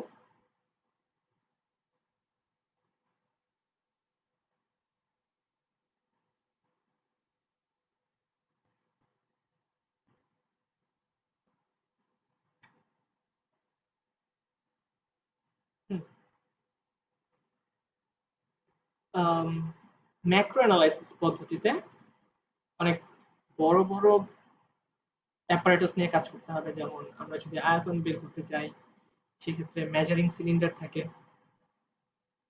মেজারিং সিলিন্ডার তোমরা লেবে দেখবে অনেক 50, 100, 150, 200 ওরকম ইয়ে করার জন্য, আয়তনকে পরিমাপ করার জন্য মেজারিং সিলিন্ডার ইউজ করা হয়। তাহলে যদি কোশ্চেন আসে যে মেজারিং সিলিন্ডার কোন পদ্ধতিতে ইউজ করা হয়, ম্যাক্রো অ্যানালাইসিস পদ্ধতিতে ইউজ করা হয়। ঠিক আছে, তারপর সেমি মাইক্রোতে এটার বিকল্প হিসেবে কোনটাকে ব্যবহার করা হবে, যেমন কিছু ক্যাপিলারি টিউব থাকে। ঠিক আছে, মাইক্রো ক্যাপিলারি না, semi micro capillary. Capillary tube নানান ধরনের থাকে, মাইক্রো, সেমি মাইক্রো। সেক্ষেত্রে আমরা সেমি মাইক্রো ক্যাপিলারি টিউবকে ইউজ করে থাকবো।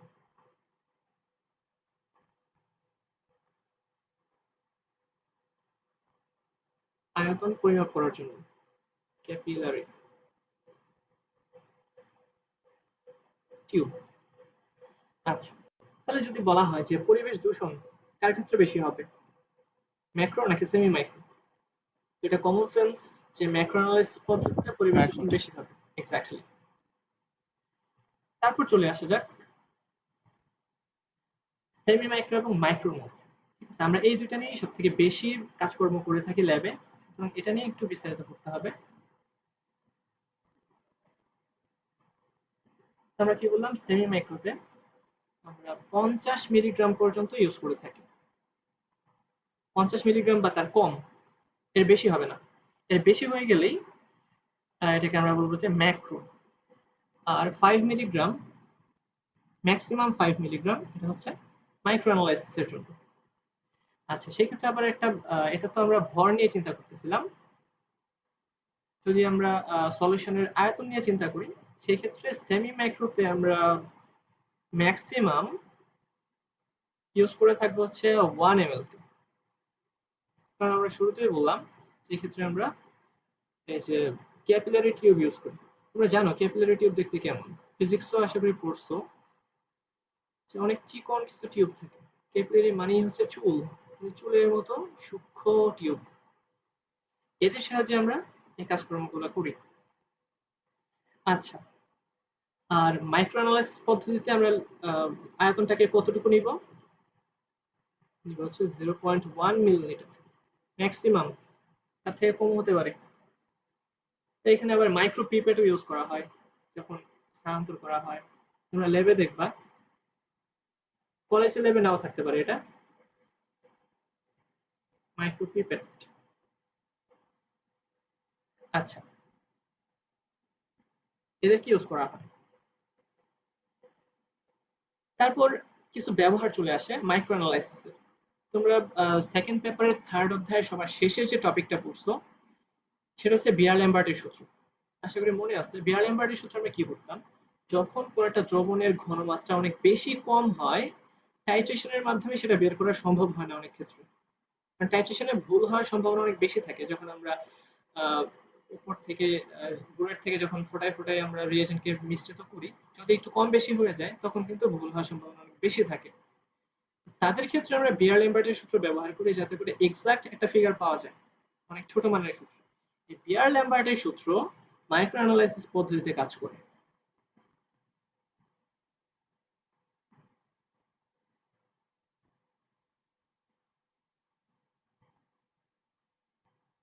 ঠিক আছে? তো এই মাইক্রোতে সব থেকে কম দূষণ হবে, আমরা সবাই জানবো। এবং দেখা যাবে যে সময়ের কথা যদি আমরা চিন্তা করি যে মাইক্রো অ্যানালাইসিস সবচেয়ে তাড়াতাড়ি আমরা কেমিক্যাল প্রসেস গুলো সম্পন্ন করতে পারবো, খুবই কুইক প্রসেস, কারণ এদের জন্য এত বেশি তাপও প্রয়োজন পড়তেছে না, আবার এত বেশি নাড়াচাড়ার প্রয়োজন পড়ে না, যেহেতু আসি অল্প, তাড়াতাড়ি বিক্রিয়া করবে। আচ্ছা, আর সর্বশেষ যেটা একদম 100% মুখস্থ, chemicals on health and environment. দেখবে যে বিভিন্ন কেমিক্যাল আমাদের হেলথের উপর, এনভায়রনমেন্টের উপরে বিভিন্ন ধরনের প্রভাব বিস্তার করে, যেমন বেনজিন, তারপর টলুইন, এরা কিন্তু কার্সিনোজেন। তারপর ধরো বিভিন্ন ধরনের গ্যাস আছে, নাইট্রোজেন ডাইঅক্সাইড, অ্যাজমা তৈরি করতে পারে কারো কারো ক্ষেত্রে। নাইট্রিক অক্সাইড মোটামুটি ভাবে নিউট্রাল, এটাকে আমরা খুব বেশি ইয়ে করি না, কিন্তু নাইট্রোজেন ডাইঅক্সাইড এটা দেখবে যে একদম হলুদ কমলা কালার একটা গ্যাস। যখন আমরা কনসেন্ট্রেটেড নাইট্রিক অ্যাসিডের বোতল খুলে নেই, বোতলের মুখটা যখন খুলে নেই, তখন এই নাইট্রিক অক্সাইডের, নাইট্রোজেন ডাইঅক্সাইডের ধোঁয়া বের হয়। এটা যদি কখনো ইনহেলেশন করো, তখন দেখা যাবে যে শ্বাস টান কিন্তু শুরু হয়ে যেতে পারে। আবার এটা আমাদের যে সিস্টেমিক যে ওয়াটার আছে, সেই ওয়াটারের সাথে রিঅ্যাকশন করে অ্যাসিড তৈরি করতে পারে এবং ভেতরে যে ক্ষয় সাধন করতে পারে। এরকম নানান ধরনের কেমিক্যালস আছে, এদেরকে করতে হবে যে আমাদের হেলথের উপর কি কি সমস্যা তৈরি করে, এনভায়রনমেন্টের উপর কি কি সমস্যা তৈরি করে। আচ্ছা, তো মোটামুটি এই হচ্ছে আমাদের একটা ওভারভিউ ফার্স্ট চ্যাপ্টারের উপর। তোমরা যেহেতু এটা নিয়ে খুব বেশি পড়াশোনা করো না, এই কারণে এটা নিয়ে আমি একটু বেশি টাইম ইউজ করলাম। তারপর চলে আসা যাক সেকেন্ড অধ্যায়। আচ্ছা, তার আগে আর কোনো সমস্যা আছে কিনা এই প্রথম চ্যাপ্টারে?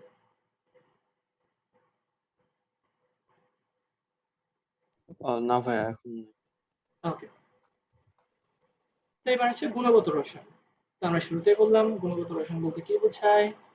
এই গুণগত রসায়ন হচ্ছে একটা পদার্থে কি কি উপাদান বিদ্যমান তাদেরকে খুঁজে বের করাই হচ্ছে কোয়ালিটেটিভ কেমিস্ট্রির প্রধানতম কাজ। তো আমরা সব থেকে লোয়ার লেভেল থেকেই শুরু করব, যে পরমাণুর গঠন।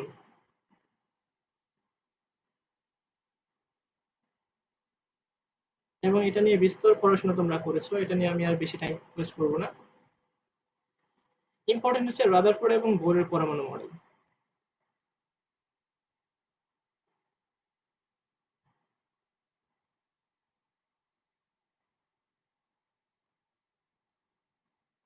এবং বোর কোশ্চেন যেভাবে আসে যে রাদারফোর্ডের কি কি ত্রুটি ছিল, সেই ত্রুটিগুলোকে বোর কিভাবে সলভ করেন, ঠিক আছে, এই জিনিসপাতিগুলাই মেইনলি আসে।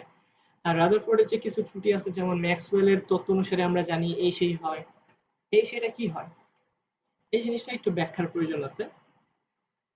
সেটা তোমাদের বুঝতে হয় যে আমরা যখন বলি যে ম্যাক্সওয়েলের যে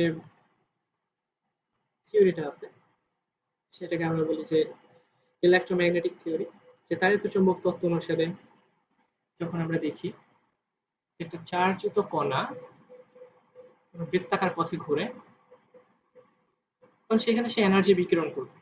আচ্ছা, মুখস্থ কথা আমরা জানি যে বৃত্তাকার পথে ঘুরলে সে এনার্জি বিকিরণ করবে, কিন্তু বৃত্তাকার পথে না ঘুরলেও এনার্জি বিকিরণ করতে পারে। এই কাজটা হয় আমাদের রাডার গুলাতে বা অ্যান্টেনা গুলাতে, ঠিক আছে।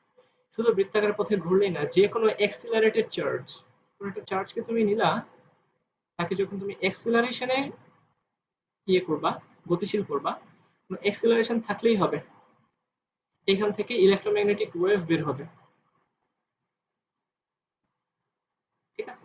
কিন্তু যদি সে কনস্ট্যান্ট ভেলোসিটিতে যায়, সেই ক্ষেত্রে কোনো ধরনের ইলেকট্রোম্যাগনেটিক ওয়েভ তৈরি হবে না। আমরা যেটা জানি যে কোনো একটা চার্জ যখন স্থির থাকে, অর্থাৎ স্টেশনারি চার্জ, সে শুধুমাত্র ইলেকট্রিক ফিল্ড উৎপন্ন করে। এই চার্জ যদি গতিশীল হয়, মানে চার্জের সাথে যখন একটা ভেলোসিটিকে আমরা ইনক্লুড করি, তখন ইলেকট্রিক ফিল্ডের পাশাপাশি কি থাকে, ম্যাগনেটিক ফিল্ড। যদি এই গতিময়তাটা তাড়িত গতিশীল হয়, অর্থাৎ একটা ত্বরণ থাকে, তখন কিন্তু এই ইলেকট্রিক ফিল্ড এবং ম্যাগনেটিক ফিল্ডের মধ্যে ইন্টারঅ্যাকশনের ফলে ইলেকট্রোম্যাগনেটিক ওয়েভ তৈরি হয় এবং এই ইলেকট্রোম্যাগনেটিক ওয়েভ সে কিন্তু চারপাশে ছড়িয়ে পড়বে। আচ্ছা, এবং ইলেকট্রোম্যাগনেটিক ওয়েভ হচ্ছে এক ধরনের এনার্জি। এনার্জি কোথা থেকে আসবে? যে অ্যাক্সিলারেশনটা ঘটাচ্ছে তার থেকেই তো এনার্জি বের হবে। তাহলে সেম কনসেপ্ট এখানে ইউজ করো। এই ইলেকট্রন, অনেক বড় করে দেখাইতেছি ইলেকট্রনকে, ইলেকট্রন যখন বৃত্তাকার পথে ঘুরবে তখন কি হয়? সে প্রতি মুহূর্তেই তার ডিরেকশনটা চেঞ্জ করতেছে। ডিরেকশন চেঞ্জ করা মানেই তার ত্বরণ হচ্ছে, এবং ত্বরণের ডিরেকশন সবসময় আমরা জানি বৃত্তাকার গতির ক্ষেত্রে কেন্দ্রের দিকে। যেহেতু ইলেকট্রনের ত্বরণ হয়, তো আমরা বলতে পারি একটা তাড়িত চার্জ বা অ্যাক্সিলারেটেড চার্জ এখান থেকে ইলেকট্রোম্যাগনেটিক রেডিয়েশন বের হবে, সার্বক্ষণিক রেডিয়েশন বের হবে। যখনই রেডিয়েশন বের হবে এই ইলেকট্রনের এনার্জি কমে যাবে, এবং আমরা জানি যে যখন ইলেকট্রন ঘুরে তখন সেটা নির্দিষ্ট এনার্জি নিয়ে ঘুরে। যখন এনার্জি কমে যাবে তার রেডিয়াসটাও কমে যাবে। যেহেতু সার্বক্ষণিক এনার্জি রেডিয়েট করতেছে সে, দেখা যাবে তার এই পাথ, মানে স্পাইরাল একটা পাথ ফলো করতে করতে সে নিউক্লিয়াসে এসে পতিত হবে। এটাই ছিল রাদারফোর্ডের সীমাবদ্ধতা। এই সীমাবদ্ধতা বা এই যে লিমিটেশন, এটা দূর করে কে? এটা দূর করে বোর। বোর বলে দিচ্ছে যে না, এই কাজটা তো হবে না, কারণ এটা নর্মালি ইয়ের ক্ষেত্রে যখন আমরা পরমাণুর কথা চিন্তা করব তখন অবশ্যই পরমাণুর ক্ষেত্রে এই প্রোটন বা নিউক্লিয়াস, এটা চারপাশে কিছু অনুমোদিত শক্তির কক্ষপথ থাকবে। শুরুতেই বলে দিচ্ছে অনুমোদিত শক্তির কক্ষপথ, ঠিক আছে? যে রাদারফোর্ডের যে সমস্যাটা, এই সমস্যাটাকে সলভ করেন বোর। বোর কিভাবে সলভ করেন? যে বোর বলেন, এখানে যে কথাটা বলা আছে যে যে সমস্যাটা নিয়ে সবাই তোলপাড় ঘটাইছে, ইলেকট্রন বৃত্তাকার পথে ঘুরলে সে এনার্জি রেডিয়েট করবে, নিউক্লিয়াসে সে পতিত হবে, পরমাণুর কোনো স্থায়িত্বই থাকতেছে না। কিন্তু এই পৃথিবী কিভাবে টিকে আছে, তাই না? তার মানে ওটাতে ভুল আছে।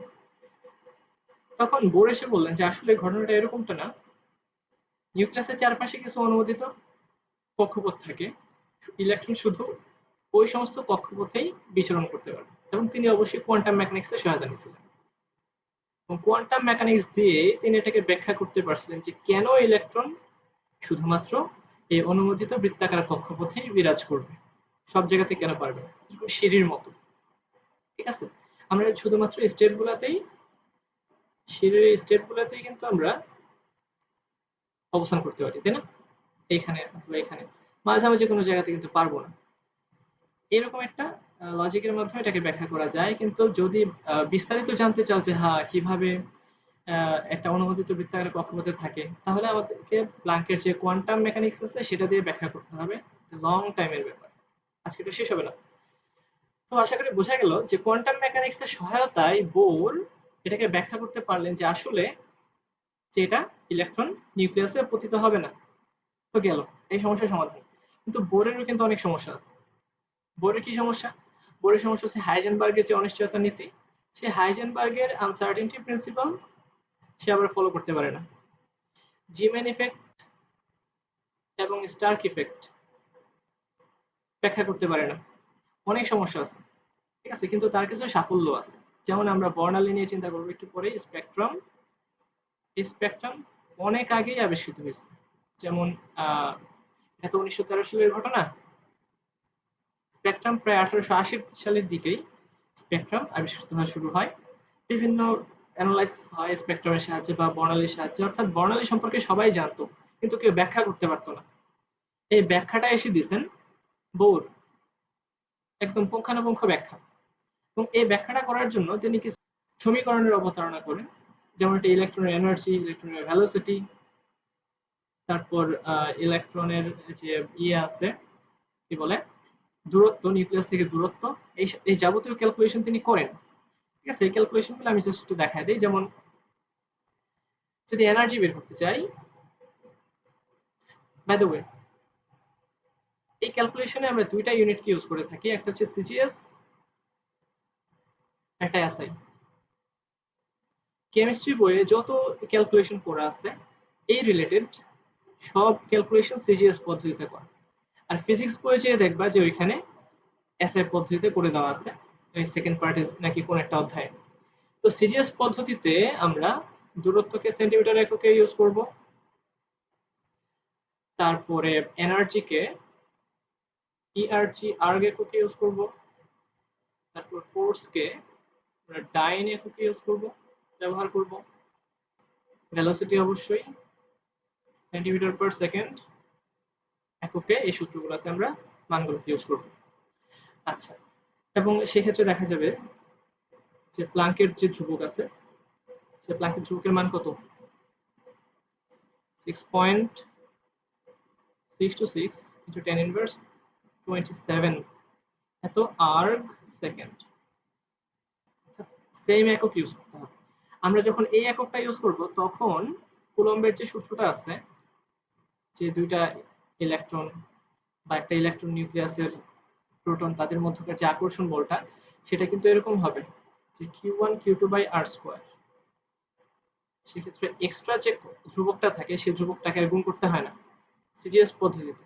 এবং তোমরা বই ঘাটলে দেখতে পাবা যে যখন সূত্রটা প্রমাণ করা হয়েছে সেখানে কিন্তু 1/4 পাই এপসিলন নট বা c 9 to 10 to the power 9 জানটা আছে সেটা কিন্তু ইউজ করা হয়নি।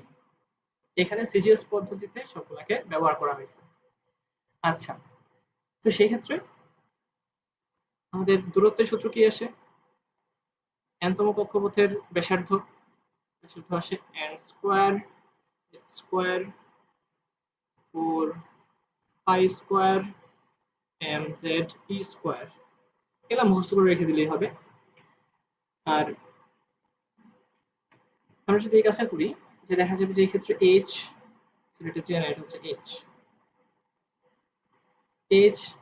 4 পাই, তারপর m, তারপর e, এই জিনিসগুলো কিন্তু কনস্ট্যান্ট। ঠিক আছে, সেই ক্ষেত্রে আমরা এই জিনিসগুলোকে বসায় দিতে পারি। বসিয়ে দিলে মানটা পাওয়া যাবে হচ্ছে এরকম যে 0.53 into n square by z, n square by z এত অ্যাংস্ট্রম এককে চলে আসবে। সুতরাং এত বড় সূত্র মনে না রাখলেও হবে 0.53 n স্কয়ার বাই z। যদি বলা হয় যে লিথিয়াম 2+, ও হ্যাঁ, এটাও একটা সীমাবদ্ধতা বোরের, যে একটা মাত্র ইলেকট্রন সম্পন্ন পরমাণুর ইলেকট্রন বিন্যাসকে সে ব্যাখ্যা করতে পারে, স্টেবিলিটিকে সে ব্যাখ্যা করতে পারে, অন্য কাউকে সে পারে না। লিথিয়াম পরমাণুর তৃতীয় কক্ষপথের ব্যাসার্ধ নির্ণয় করবে, থার্ড শেলের ব্যাসার্ধ নির্ণয়। সেক্ষেত্রে কি করবা? 0.53 ইন্টু n, n এর পরিচয় কত? 3 নাম্বার কক্ষপথ। আর z এর পরিচয় কত? লিথিয়ামের যে পারমাণবিক সংখ্যা আছে সেটা। আচ্ছা, তারপর এনার্জি। nতম কক্ষপথে অবস্থিত কোন একটি এনার্জি, কোন একটি ইলেকট্রনের এনার্জি কত হবে? সেই এনার্জি হয় মাইনাস, এক্ষেত্রে আমরা এত বড় সূত্র আর মুখস্থ করবো না, আমরা জাস্ট ছোট্ট একটা সূত্র জাস্ট মানটা বসিয়ে বের করে ফেলবো। ঠিক আছে, সেটা হবে মাইনাস 13.6 টাইমস কি হয় z square by n square. এটাকে আমরা ইলেকট্রন ভোল্ট এককে বের করব।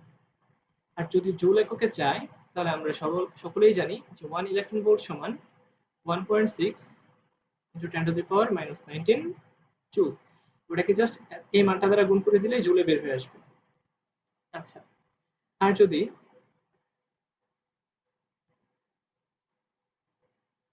বলে যে ক্যালোরি এককে বের করতে, আসলে এগুলা নিজেরা ক্যালকুলেশন করলে বের করা যায়, জাস্ট আমি একটু লিখে দেই, লিখে দিলেই হবে, যাতে মিলিয়ে নিতে পারো নিজেরা। মাইনাস, অবশ্যই মাইনাস থাকবে, কারণ পরমাণুর ভেতরে সমস্ত এনার্জি হচ্ছে negative.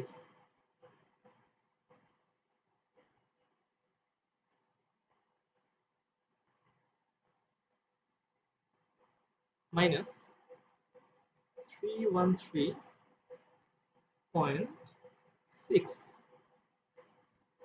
Divided by n square, অবশ্যই এখানে z স্কয়ার প্লাস a, এটা হচ্ছে কিলো ক্যালোরি পার মোল। আর এটা হচ্ছে ইলেকট্রন ভোল্ট পার ইলেকট্রন, একটা ইলেকট্রনের জন্য এনার্জি। এটা হচ্ছে কি 1 মোল ইলেকট্রনের জন্য এই এনার্জি। আর আমরা যদি জুল এককে বের করি 10 তম কক্ষপথের energy En equal to minus 1312 divided by n square, হাইড্রোজেনের জন্য 1 আর অন্য কোনো কিছুর জন্য z স্কয়ার। এটা বের হবে কিলো জুল পার মোল একক। আই হোপ এসব নিয়ে আর কারো কোনো সমস্যা থাকার কথা না।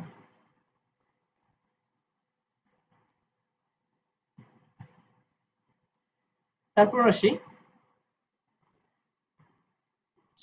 এমসিকিউ এর জন্য তিনটাই জানা লাগবে, তাই না? বুঝি নাই, আবার বলো। মানে এমসিকিউ এর জন্য তো তিনটাই জানা লাগবে। হ্যাঁ, এমসিকিউ যদি, হ্যাঁ এক্স্যাক্টলি, এমসিকিউ এর জন্য সাস্টে বা মাঝে মধ্যে ইয়েতে তারা উল্টাপাল্টা কিছু কোশ্চেন করতে পারে। সেক্ষেত্রে যদি এগুলো মুখস্থ করে রাখো আর টাইম ল্যাপস হবে না, সাথে সাথে ইয়েতে বসে মানটা বের করতে পারবা। আচ্ছা, এবার যে ইম্পর্টেন্ট টপিক সেটা হচ্ছে তোমার মূলক শনাক্তকরণ। আসলে সবগুলো টপিক নিয়ে আলোচনা করারও আর সময় নাই, জাস্ট যে জায়গাটাতে তোমাদের টাচ দেওয়া দরকার, ইম্পর্টেন্ট সবই। ভালো করতে চাইলে আসলে ইয়ে করা যায় না, কোনো কিছুকে বাদ দেওয়া যায় না। বাদ দিতে গেলে যদি ওইখান থেকে আসে তখন কি করবা? ওইখানে একটা মানে খটোমটো পরিস্থিতি থাকে। তো দেখা যাক মূলক শনাক্তকরণ। মূলক শনাক্তকরণ দুই ধরনের হয়, অম্লীয়মূলক এবং ক্ষারীয়মূলক শনাক্তকরণ। ক্ষারীয়মূলকে আমরা এই সিলেবাসে আমরা 8টা ক্ষারীয়মূলক নিয়ে চিন্তা করি। তারা হচ্ছে সোডিয়াম, তারপর ক্যালসিয়াম, আয়রন 2+ and 3+, তারপর অ্যামোনিয়াম, কপার আছে, কপার 2+। আচ্ছা, প্রথমেই আমরা যে কাজটা করি, এই মনে থাকে না এগুলো ভাইয়া। এক্স্যাক্টলি সমস্যাটা এই জায়গাতে যে এটা কোনটা কিভাবে হবে মনে থাকে না, কিন্তু এর জন্য একটা সিস্টেমেটিক ওয়েতে পড়তে হয়। যেমন খেয়াল করো, শুরুতেই আমরা স্যাম্পল সলিউশনে তোমাকে একটা ইয়ে দেওয়া আছে, সল্ট দেওয়া আছে, এখান থেকে আমরা মাদার সলিউশনটা তৈরি করি। আচ্ছা, এই মাদার সলিউশন থেকে অল্প অল্প করে নিয়ে আমরা এখানে মূলক শনাক্তকরণ করি। শুরুতে ক্ষারীয়মূলক, ক্ষারীয়মূলক বলতে যেটা ক্ষার থেকে আসছে, লবণের যে পোর্শনটা ক্ষার থেকে আসে সেটা ক্ষারীয়মূলক। আচ্ছা, তো আমরা একটা টেস্ট সলভেন্ট, টেস্ট যেটাকে আমরা বলি যে টেস্ট সলিউশন, এটাকে ইউজ করে থাকি শুরুতেই। টেস্ট সলিউশন কোনটা? এটা হচ্ছে সোডিয়াম হাইড্রোক্সাইড অথবা অ্যামোনিয়াম হাইড্রোক্সাইড। সোডিয়াম হাইড্রোক্সাইড অথবা অ্যামোনিয়াম হাইড্রোক্সাইড, হাতের সামনে যেটা থাকবে সেটা দিয়ে আমরা এটাকে কাজটা চালাই নেই। শুরুতেই আমরা এই টেস্ট সলিউশনটা ইউজ করি। টেস্ট সলিউশন ইউজ করার পরে দেখা যাবে যে যদি পদক্ষেপ আসে, আমি একটা স্লাইড নিয়ে নিই, এক সেকেন্ড।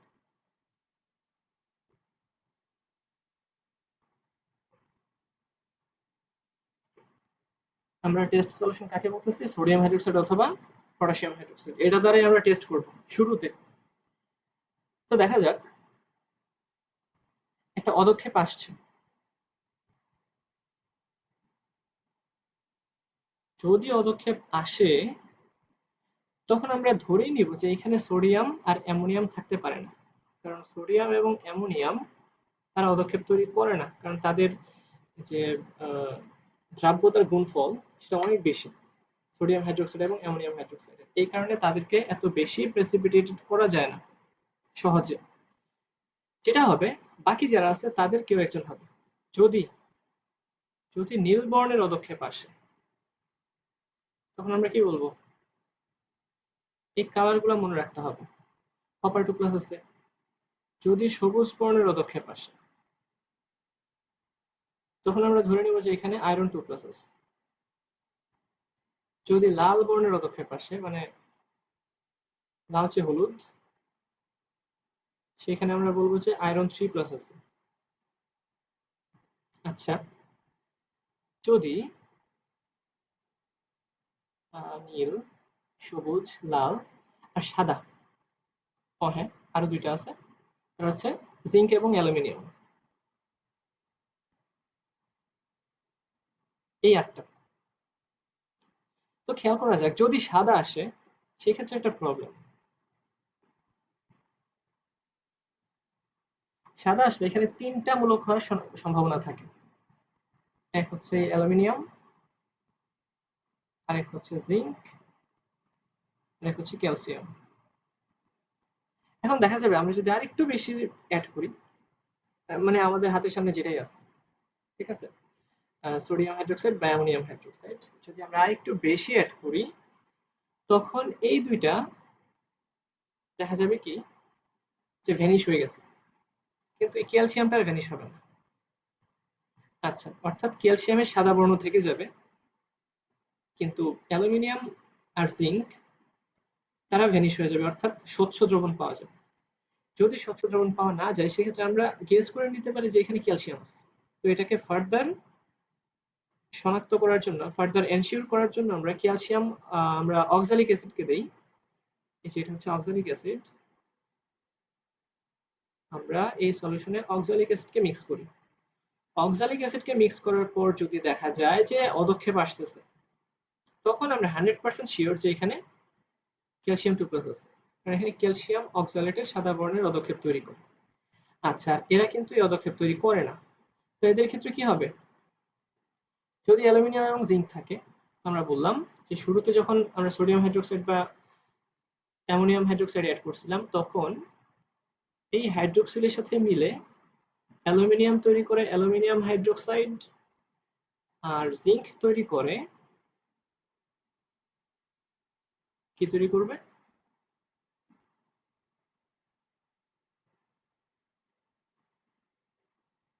Zinc hydroxide.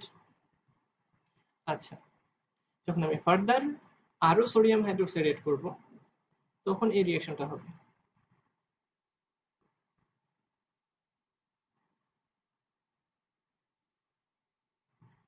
আমরা জানি অ্যালুমিনিয়াম এবং জিঙ্কের হাইড্রোক্সাইড তারা হচ্ছে উভধর্মী অক্সাইড হাইড্রোক্সাইড। তারা অ্যাসিডের সাথেও বিক্রিয়া করে, ক্ষারের সাথেও বিক্রিয়া করে। তো এই ক্ষারের সাথে বিক্রিয়া করে এই উভধর্মী হাইড্রোক্সাইড সে লবণ পানি তৈরি করবে। কোন ধরনের লবণ তৈরি করবে? সোডিয়াম অ্যালুমিনেট লবণ তৈরি করবে। Sodium aluminate. এক্স্যাক্টলি। আর এটা তৈরি করবে সোডিয়াম জিঙ্কেট।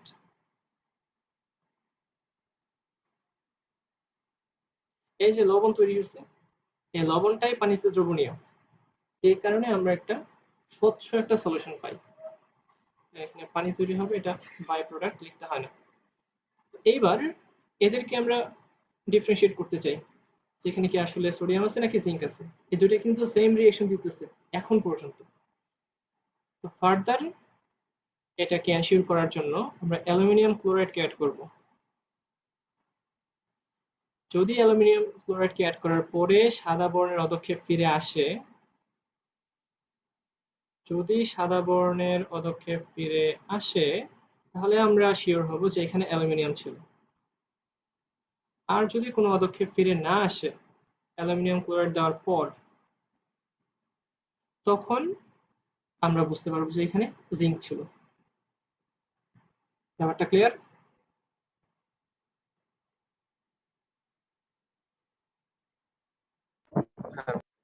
ওকে,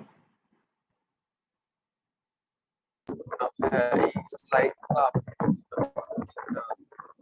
আচ্ছা ঠিক আছে, আমি স্লাইডটা দিয়ে দিব। তারপর আমরা আরো নিশ্চিতকরণ পরীক্ষা করতে চাই। নিশ্চিতকরণ অনেকগুলো পরীক্ষা আছে, যেমন পটাশিয়াম হেক্সাসায়ানোফেরেট দিয়ে আমরা এই কাজগুলো করি।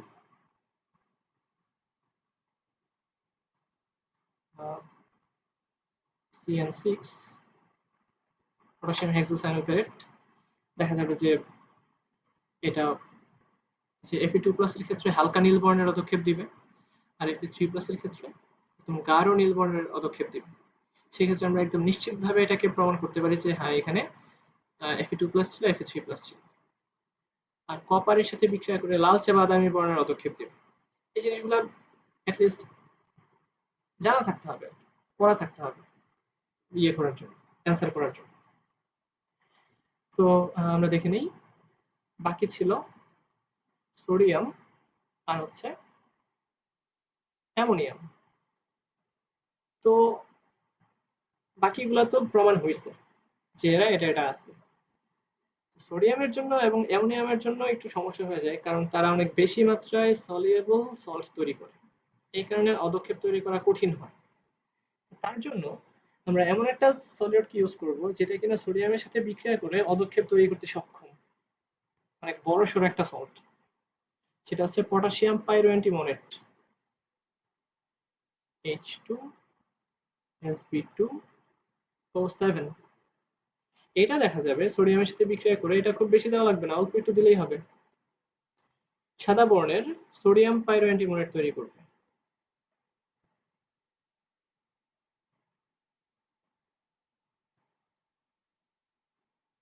আচ্ছা, তারপর চলে আসতেছে অ্যামোনিয়াম। বাই দ্য ওয়ে, এই পটাশিয়াম পাইরোঅ্যান্টিমনেট অ্যামোনিয়ামের সাথে কোনো ধরনের বিক্রিয়া দিবে না, পদক্ষেপ তৈরি করবে না।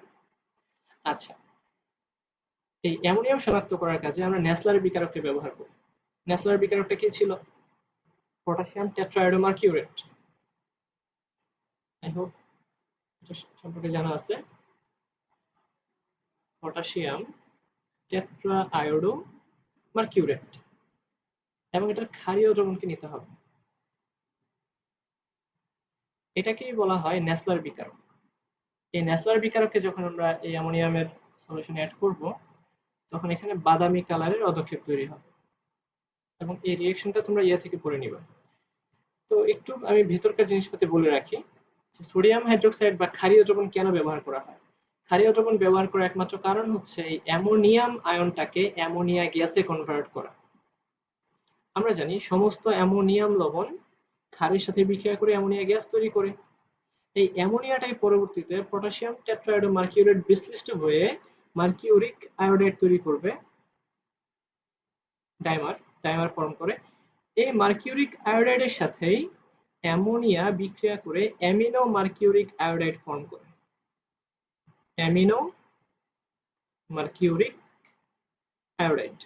এটার বর্ণই হচ্ছে বাদামি, এবং অ্যামিনো মার্কিউরিক আয়োডাইডকে বলা হয় মিলনস বেজ। মিলনস বেজ। আরেকটা সুন্দর রিঅ্যাকশন আছে, ওটা বলেই দিই। এই ফেরিকের ক্ষেত্রে এখানে আমরা পটাশিয়াম থায়োসায়ানেট দিয়ে একটা বিক্রিয়া করে থাকি, সিএনএস, এটাকে বলা হয় থায়োসায়ানেট। যখন আমরা এই ফেরিক আয়নটাকে থায়োসায়ানেটের উপস্থিতিতে বিক্রিয়া দিব, টকটকে লাল বর্ণের অদক্ষেপ তৈরি হয়, একদম রক্তের মতো টকটকে লাল। এখানে কি থায়োসায়ানাইড আছে? বুঝি নাই, আবার বলো। থায়োসায়ানাইড না, সায়ানাইড না। থায়োসায়ানাইড বলতে কোনো কিছু নাই। এটা হচ্ছে কি, যে যখন তুমি সিএন কে নিবা, এটার নাম হচ্ছে সায়ানাইড। এটাকে যখনই অক্সিজেনের সাথে ইয়ে করবা, সেটা হচ্ছে সায়ানেট। আর অক্সিজেনের জায়গাতে যদি সালফার আসে, এটাকে আমরা বলি থায়োসায়ানেট। বুঝা গেল? সালফারের জন্য নামটা চলে আসে থায়ো। আর যদি এনসি হয়, এটাকে আমরা বলি হচ্ছে আইসোসায়ানাইড। কার্বিলেমিন টেস্টের ক্ষেত্রে এটাকে আমরা ইউজ করে থাকি, যে কার্বিলেমিন টেস্ট অ্যাসোসায়ানাইড তৈরি হবে। তো এটা যাক। তো এই চ্যাপ্টারে তো আরো অনেকগুলো টপিকই আছে, আমি কোনটাকে ধরবো আর। দ্রাব্যতার গুণফল, এটা মোস্ট ইম্পর্টেন্ট, পড়তেই হবে। আশা করি এটা সবার বেশ ভালো মতো জানা আছে। শর্টকাট সহকারে তোমাদের জেনে রাখতে হবে যে কিভাবে যদি এমসিকিউতে চলে আসে, সেই ক্ষেত্রে মানে কোনো ধরনের গ্যাপ রাখা যাবে না কোনো কিছুতে। সেই জিনিসটাও তোমরা শিখবা, আমাদের বায়ো একাডেমির অ্যাপেই আছে, খুব ভালো মতো এটা পড়িয়ে দেওয়া আছে। আমি সর্বশেষ একটা টপিক টাচ করতে যাচ্ছি, সেটা হচ্ছে দ্রাবক নিষ্কাশন। এটা পড়ায় না, কোনো জায়গাতেই পড়ায় না, এটা আমি খেয়াল করছি। আমাদের বাড়িতে ইনশাল্লাহ এটা পড়ানো হবে, এখনো পড়ানো হবে, খেয়াল করো। দ্রাবক নিষ্কাশন। ভাইয়া লাস্টলি ক্রোমাটোগ্রাফিটা একটু বলতে। আচ্ছা, ঠিক আছে। দ্রাবক নিষ্কাশন, দ্রাবক নিষ্কাশন বলতে কি বোঝায়, যে এটা হচ্ছে দ্রাবক দ্বারা নিষ্কাশন। ঠিক আছে? দ্রাবক দ্বারা আমরা কি নিষ্কাশন করি? আসলে আমরা এত শুধু কেমিক্যাল নিয়ে কাজ করব, আমরা অর্গানিক রিঅ্যাকশনে দেখি যে হাজার হাজার রিঅ্যাকশন করতেছে, রিঅ্যাকশন করে এটা ওটা তৈরি করতেছে। তৈরি করার পর সেপারেশন টেকনিকটা কঠিন হয় বেশি। ঠিক আছে, একটা জিনিসের সাথে আরেকটা জিনিস মিশিয়ে কোনো কিছু তৈরি করে ফেলা যায়, কিন্তু যে মিক্সচারটা তৈরি হয় সেই মিক্সচার থেকে কম্পোনেন্ট গুলাকে আলাদা করাটাই হচ্ছে চ্যালেঞ্জিং বিষয়।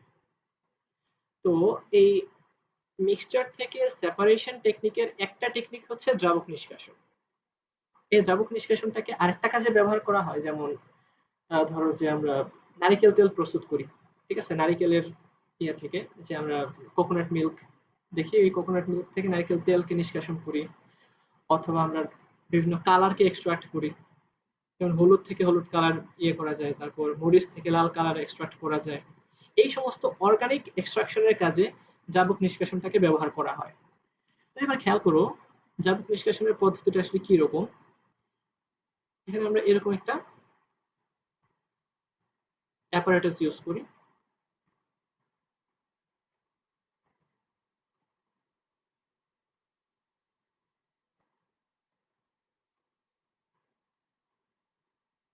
ঠিক আছে, ধরো আচ্ছা এই আমাদের একটা সলভেন্ট আছে, ধরে নিলাম যে পানি, কমন সলভেন্ট। পানির মধ্যে কিছু অর্গানিক সলিড দ্রবীভূত আছে, দ্রবীভূত আছে। আমরা চাই এই পানি থেকে এই দ্রবগুলোকে এক্সট্রাক্ট করে নিয়ে যেতে, বের করে নিয়ে যেতে চাই অন্য একটা নতুন দ্রাবকে।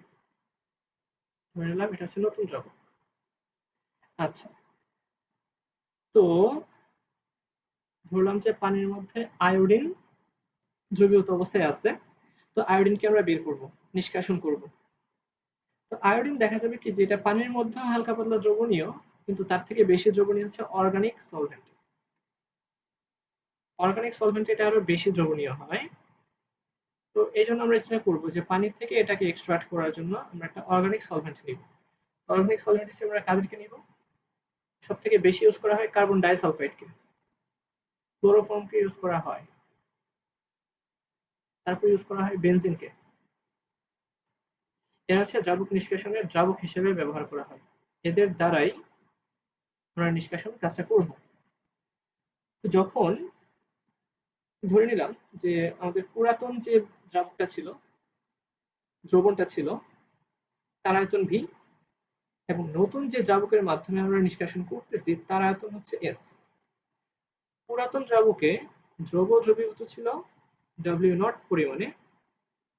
আমরা যখন নিষ্কাশন করলাম, নিষ্কাশন করার পর ডব্লিউ প্রাইম পরিমাণে দ্রব আমাদের নতুন সলভেন্টের কাছে গেল। এবার বাকি আছে কতটুকু? বাকি আছে ধরে নিলাম ডব্লিউ1। একবার নিষ্কাশন করার পর ডব্লিউ1 পরিমাণে দ্রব আমাদের অরিজিনাল সলভেন্টে এখনো আছে। ডব্লিউ1 সমান কত হবে? W not minus W prime, অর্থাৎ এই ডব্লিউ নট থেকে ডব্লিউ প্রাইম চলে গেছে। আচ্ছা, তো এবার দেখা যাক যে একটা নির্দিষ্ট তাপমাত্রায় নার্নস্টের সমীকরণ অনুসারে, আশা করি এটা নামটা তোমরা শুনছো, যে নার্নস্টের সমীকরণ কি? নার্নস্টের বন্টন সূত্র নামে একটা সূত্র আছে। হ্যাঁ, সেই বন্টন সূত্র অনুসারে আমরা জানি যে একটা নির্দিষ্ট তাপমাত্রায় পুরাতন দ্রাবকের কনসেন্ট্রেশন, এটাকে আমরা বলবো যে এই যে কনসেন্ট্রেশন পুরাতন দ্রাবক S1 এবং নতুন দ্রাবকের যে কনসেন্ট্রেশন S2, এই অনুপাতটা নির্দিষ্ট তাপমাত্রায় কনস্ট্যান্ট থাকবে। তাহলে আমি আবারও বলি, নার্নস্টের বন্টন সূত্র বা ডিস্ট্রিবিউশন ল অনুসারে একটা নির্দিষ্ট তাপমাত্রায় এক জোড়া নির্দিষ্ট দ্রাবকের জন্য এদের মধ্যে যে পরিমাণে দ্রব বণ্টিত হয় সেই বন্টনের হার ধ্রুবক হয়, এবং বন্টনের পর যতটুকু সলিড থেকে যায় তাদের জন্য যে কনসেন্ট্রেশনটা হয় সেই কনসেন্ট্রেশনের অনুপাতটাও হয় সমান।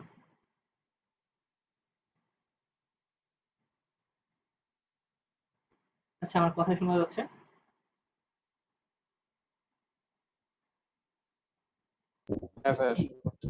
আচ্ছা, এই যে এটা হচ্ছে কনস্ট্যান্ট, এটাকে আমরা বলি কেডি, ডিস্ট্রিবিউশন কনস্ট্যান্ট বা ডিস্ট্রিবিউশন কোএফিসিয়েন্ট। এটা সমান S2/S1, অর্থাৎ S2 আমরা বলবো কি যে নতুন দ্রাবকের ঘনমাত্রা, সেটাকে আমরা সি দিয়ে প্রকাশ করি, অলরেডি এস আমরা ইউজ করছি।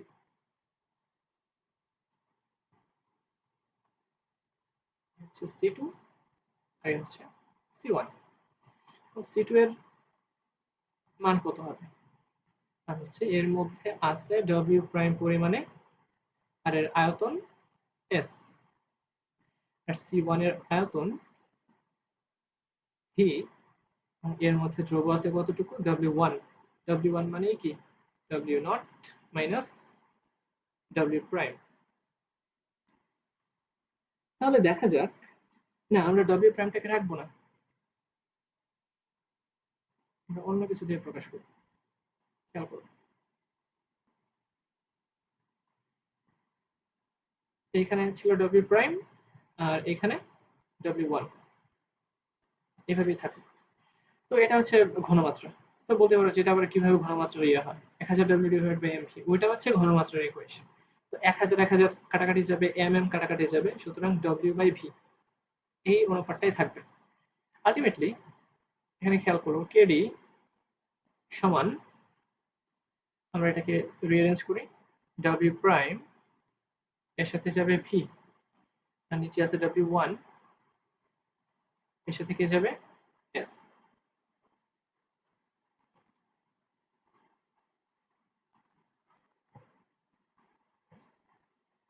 তাহলে আমরা কি পেলাম? kd সমান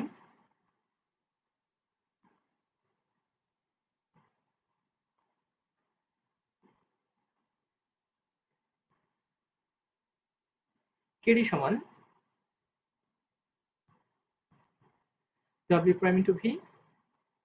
এই W প্রাইমটাকে আমরা লিখব যে W0 minus W1, W0 minus W1 into v, পুরাতন দ্রবকের আয়তন, divided by W1 into s, নতুন দ্রবকের আয়তন। তাহলে এবার আমরা এটাকে জাস্ট আড়াআড়ি গুণ করব। তাহলে কি আসবে? kds W1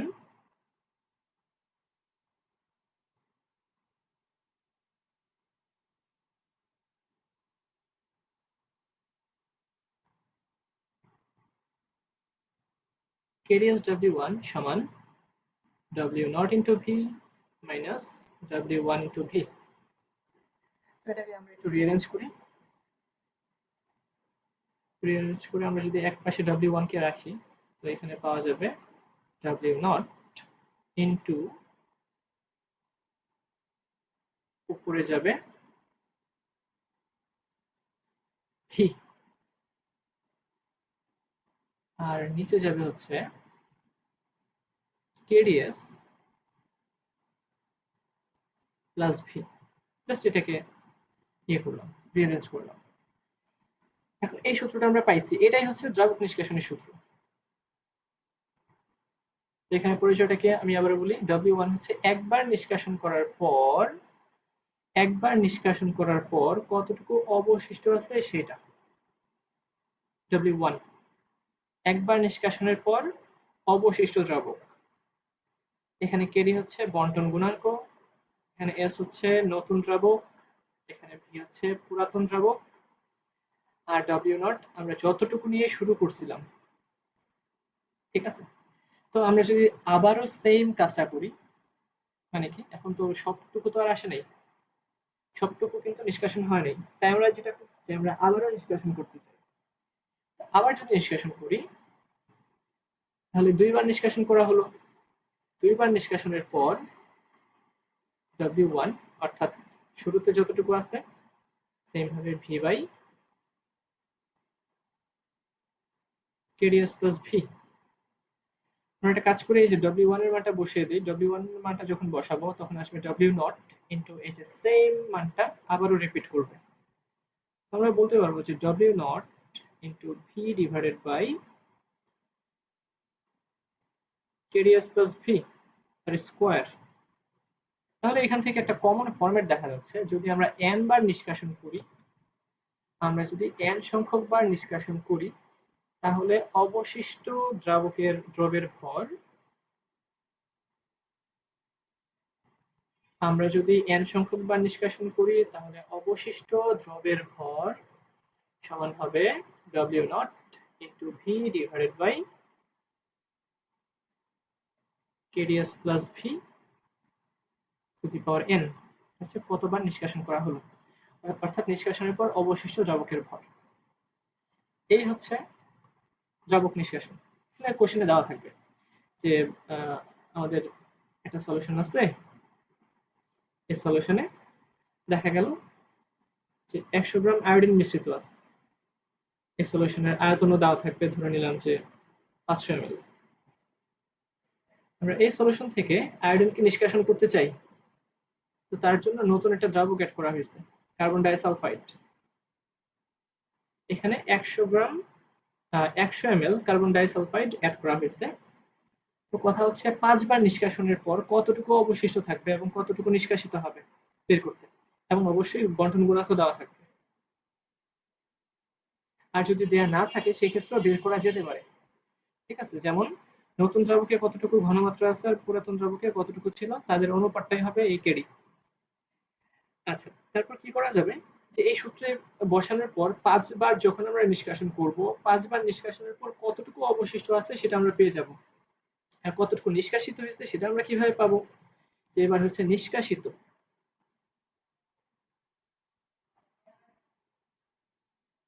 নিষ্কাশিত দ্রব্য কি হবে, আগে যতটুকু ছিল মাইনাস যতটুকু নিষ্কাশিত হয়েছে সেটা, মানে যতটুকু রয়ে গেছে, ডব্লিউএন মানে যতটুকু রয়ে গেছে, এটাই হবে নিষ্কাশিত দ্রব্যের ভর। তো দিস ইজ অল অ্যাবাউট তোমার দ্রাবক নিষ্কাশন বা সলভেন্ট এক্সট্রাকশন। এখানে দু একটা ম্যাথ তোমাদের বই থেকে দেখে নিতে পারো। আর সূত্র এটাকে ইউজ করবে অলওয়েজ। নানান বইয়ে নানান ধরনের সূত্র দেওয়া আছে, ওগুলা কিন্তু মাথা নষ্ট করে দেয়, ওগুলা ইউজ না করে এটা করতে হবে, যে এটা সব থেকে সহজ ফরম্যাট। আচ্ছা, আর কেডিটাও বের করতে হবে সাবধানতার সাথে। যে কেডিটা হচ্ছে যে নতুন দ্রাবকের ঘনমাত্রা, আমি এইভাবে লিখে দিই, নতুন যেটা দিয়ে আমি নিষ্কাশন করতেছি, আর হচ্ছে কি পুরাতন দ্রাবকের ঘনমাত্রা। ওকে, তাহলে সর্বশেষ চলে আসে ক্রোমাটোগ্রাফি। আসলে ক্রোমাটোগ্রাফি এক ধরনের সেপারেশন টেকনিক। এটা নিয়ে আমি জাস্ট ওভারভিউ দিব, বিস্তারিত বলার সুযোগ নেই আপাতত। Chromatography one kind of separation technique. জি ভাই, একটু হালকাভাবে বলে দিলেই হবে ভাই। ওকে, হ্যাঁ, মানে জাস্ট মানে বিষয়টা আর কি অনুধাবন করতে পারি না যে সচল মাধ্যম একটু যদি বলে দিতাম তাহলে আচ্ছা, আর কি ভালো হতো। এমনিতে পড়ছি কিন্তু বিষয়টা অনুধাবন করতে পারি না, যে অনেকটাই কিভাবে মুখস্থ কাজগুলো হয়ে হয়। আচ্ছা, ক্রোমাটোগ্রাফি শুরুতেই এটা হচ্ছে একটা সেপারেশন টেকনিক। আমরা কাদেরকে সেপারেট করি, এখানে একটা মিক্সচার দেওয়া থাকবে, এই মিক্সচারে এমন কিছু সাবস্টিটিউয়েন্ট মানে কনস্টিটিউয়েন্টস থাকবে বা উপাদান থাকবে যাদের একটা নির্দিষ্ট দ্রাবকের প্রতি যে অ্যাফিনিটি সেটা ভিন্ন ভিন্ন। যেমন আমি যদি একটা কলাম ক্রোমাটোগ্রাফির কথা বলি, তো কলাম ক্রোমাটোগ্রাফিতে আমরা কলামকে ইউজ করি। তো কলাম হিসেবে আমরা স্পেশাল কোনো কিছু নেই না, আমরা বুলেটকে ইউজ করি কলাম হিসেবে। এই ধরনের একটা বুলেট।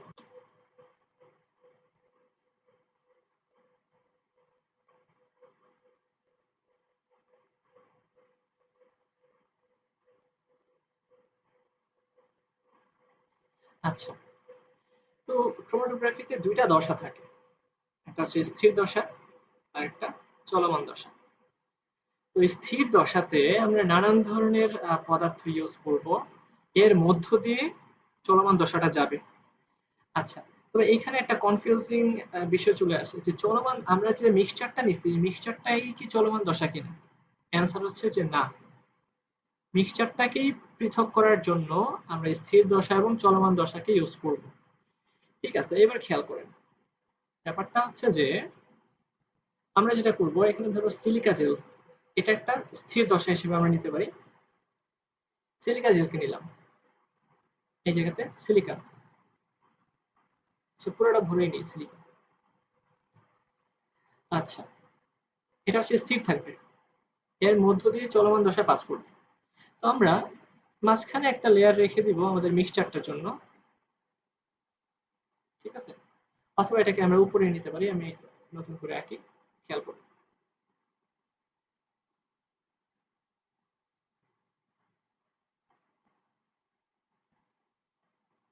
এইখানে আমাদের স্থির দশা আছে।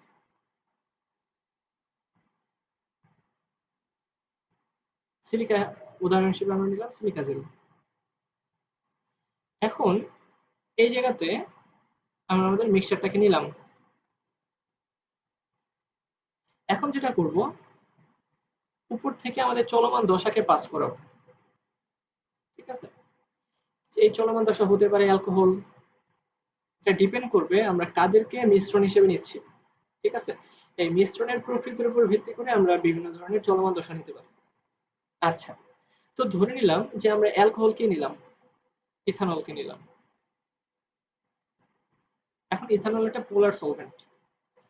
তো যখন এই স্থির দশার মধ্য দিয়ে সে পাস করবে, তখন সে একটা সময় কার কন্ট্যাক্টে আসবে? মিশ্রণের কন্ট্যাক্টে আসবে। তখন এই মিশ্রণটা এই চলমান দশার সাথে ইন্টারেকশন করবে।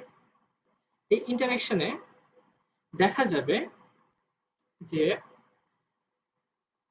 এই মিক্সচারগুলা আমাদের চলমান দশার সাথে নিচে নামা শুরু করবে, কিন্তু সবাই সেম রেটে নিচের দিকে নামবে না। কেউ দেখা যাবে যে খুব তাড়াতাড়ি নিচের দিকে নেমে যাচ্ছে, অর্থাৎ চলমান দশা যেই হারে নিচের দিকে নামতেছে, একটা মিক্সচার সেই হারে নিচের দিকে নামতেছে। এটা কে হবে? যে মিক্সচারটা, যে কম্পোনেন্টটা আমাদের এই ইথানলের সাথে খুব ভালোভাবে অ্যাটাচড হয়, ভালোভাবে যুক্ত হয়, সেটা দেখা যাবে যে সবার আগে এখানে পৌঁছায় গেছে। তো এখান থেকে আমরা কি করব? আমরা যে কাজটা করব, শুরুতেই এটাকে আমরা সেপারেট করে নিব। অর্থাৎ যদি এই মিক্সচারে 3টা কম্পোনেন্ট থাকে, যেটা সবথেকে বেশি অ্যাটাচড হয়ে গেছে আমাদের চলমান দশার সাথে, সেটা সবার আগেই চলে আসবে এখানে। সবার আগে আসার পর এটাকে আমরা পৃথক করে নিব। আর আছে 2টা। তারপরে যেটা মিডিয়াম রেঞ্জে ইন্টারেকশন করে, তারপর আসবে সেটা। তারপর সেটাও যখন সামনের দিকে আসবে, সেটাকে আমরা পৃথক করে নিব। সর্বশেষ যে সব থেকে কম ইন্টারেকশন করে সে সবার পিছনে থাকবে, করে তাদেরকে আমরা আলাদা করে নিব। অর্থাৎ এই ক্ষেত্রে স্থির দশা হিসেবে আমরা মিডিয়ামটাকে নিই, যে একটা মিডিয়াম দাঁড় করাইতে হবে যার মধ্য দিয়ে বিভিন্ন কাজকর্মগুলো হবে, সে হচ্ছে স্থির দশা।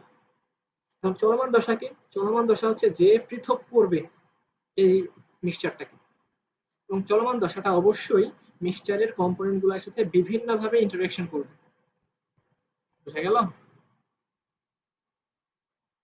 আচ্ছা, হ্যাঁ ভাইয়া। তারপর এই ইন্টারেকশনের মাত্রা অনুসারেই কেউ আগে যাবে, কেউ মাঝখানে থাকবে, কেউ পরে আসবে। তো যেটা আগে আসবে সেটাকে আগেই পৃথক করে নিব, যেটা একটু পরে আসবে তাকে মানে পর্যায়ক্রমিক ভাবে আমরা এদেরকে পৃথক করতে থাকবো। এটাই হচ্ছে সেই chromatographic technique. I hope everything clear. হ্যাঁ ভাইয়া, আর গুলো পারবো ভাইয়া। ওকে, ইনশাআল্লাহ। তার বাকি কাজ থাকে যে আরো নানান ধরনের ক্রোমাটোগ্রাফি আছে, এগুলাকে জাস্ট রিডিং করে না, মানে রিডিং করতেই হবে। যেমন পেপার ক্রোমাটোগ্রাফি আছে, এটা তোমাদের ল্যাবেই আশা করি পড়াইছে।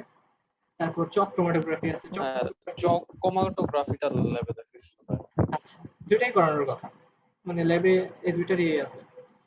তারপরে আমরা যেটা করি না, থিন লেয়ার ক্রোমাটোগ্রাফি, হ্যাঁ এটা যে কাগজের যে ক্রোমাটোগ্রাফিটা আমরা করি, সেক্ষেত্রে দেখা যায় কি যে একটা ফিল্টার পেপারের উপর মার্কারের একটা দাগ দিয়ে দেওয়া হয়। সেই মার্কারের ইয়েটা দেখা যাবে যে ইথানলের সাথে সাথে সেপারেট হয়ে যায়। তো আমরা বুঝতে পারি যে এখানে বিভিন্ন ধরনের উপাদান আছে। সব থেকে অ্যাডভান্সড যে ক্রোমাটোগ্রাফি, এটা হচ্ছে হাই পারফরমেন্স লিকুইড ক্রোমাটোগ্রাফি।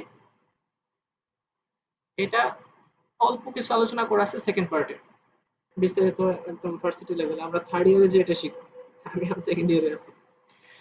আচ্ছা, তো I hope this is all about first chapter and second chapter. আর কারোর যদি সমস্যা থাকে, তো আমি তো অ্যাপে অ্যাভেলেবল আছি, নাম্বারটা আমি দিয়ে দিব না। আর আমার যে কি বলে ফেসবুক আইডি, আমার এই নামই আছে, শাখাওয়াত হোসেন শোভন। ওখানে ইবনে সিনার একটা ছবি দেওয়া আছে, ওখানে গেলে আমাকে পেয়ে যাবা।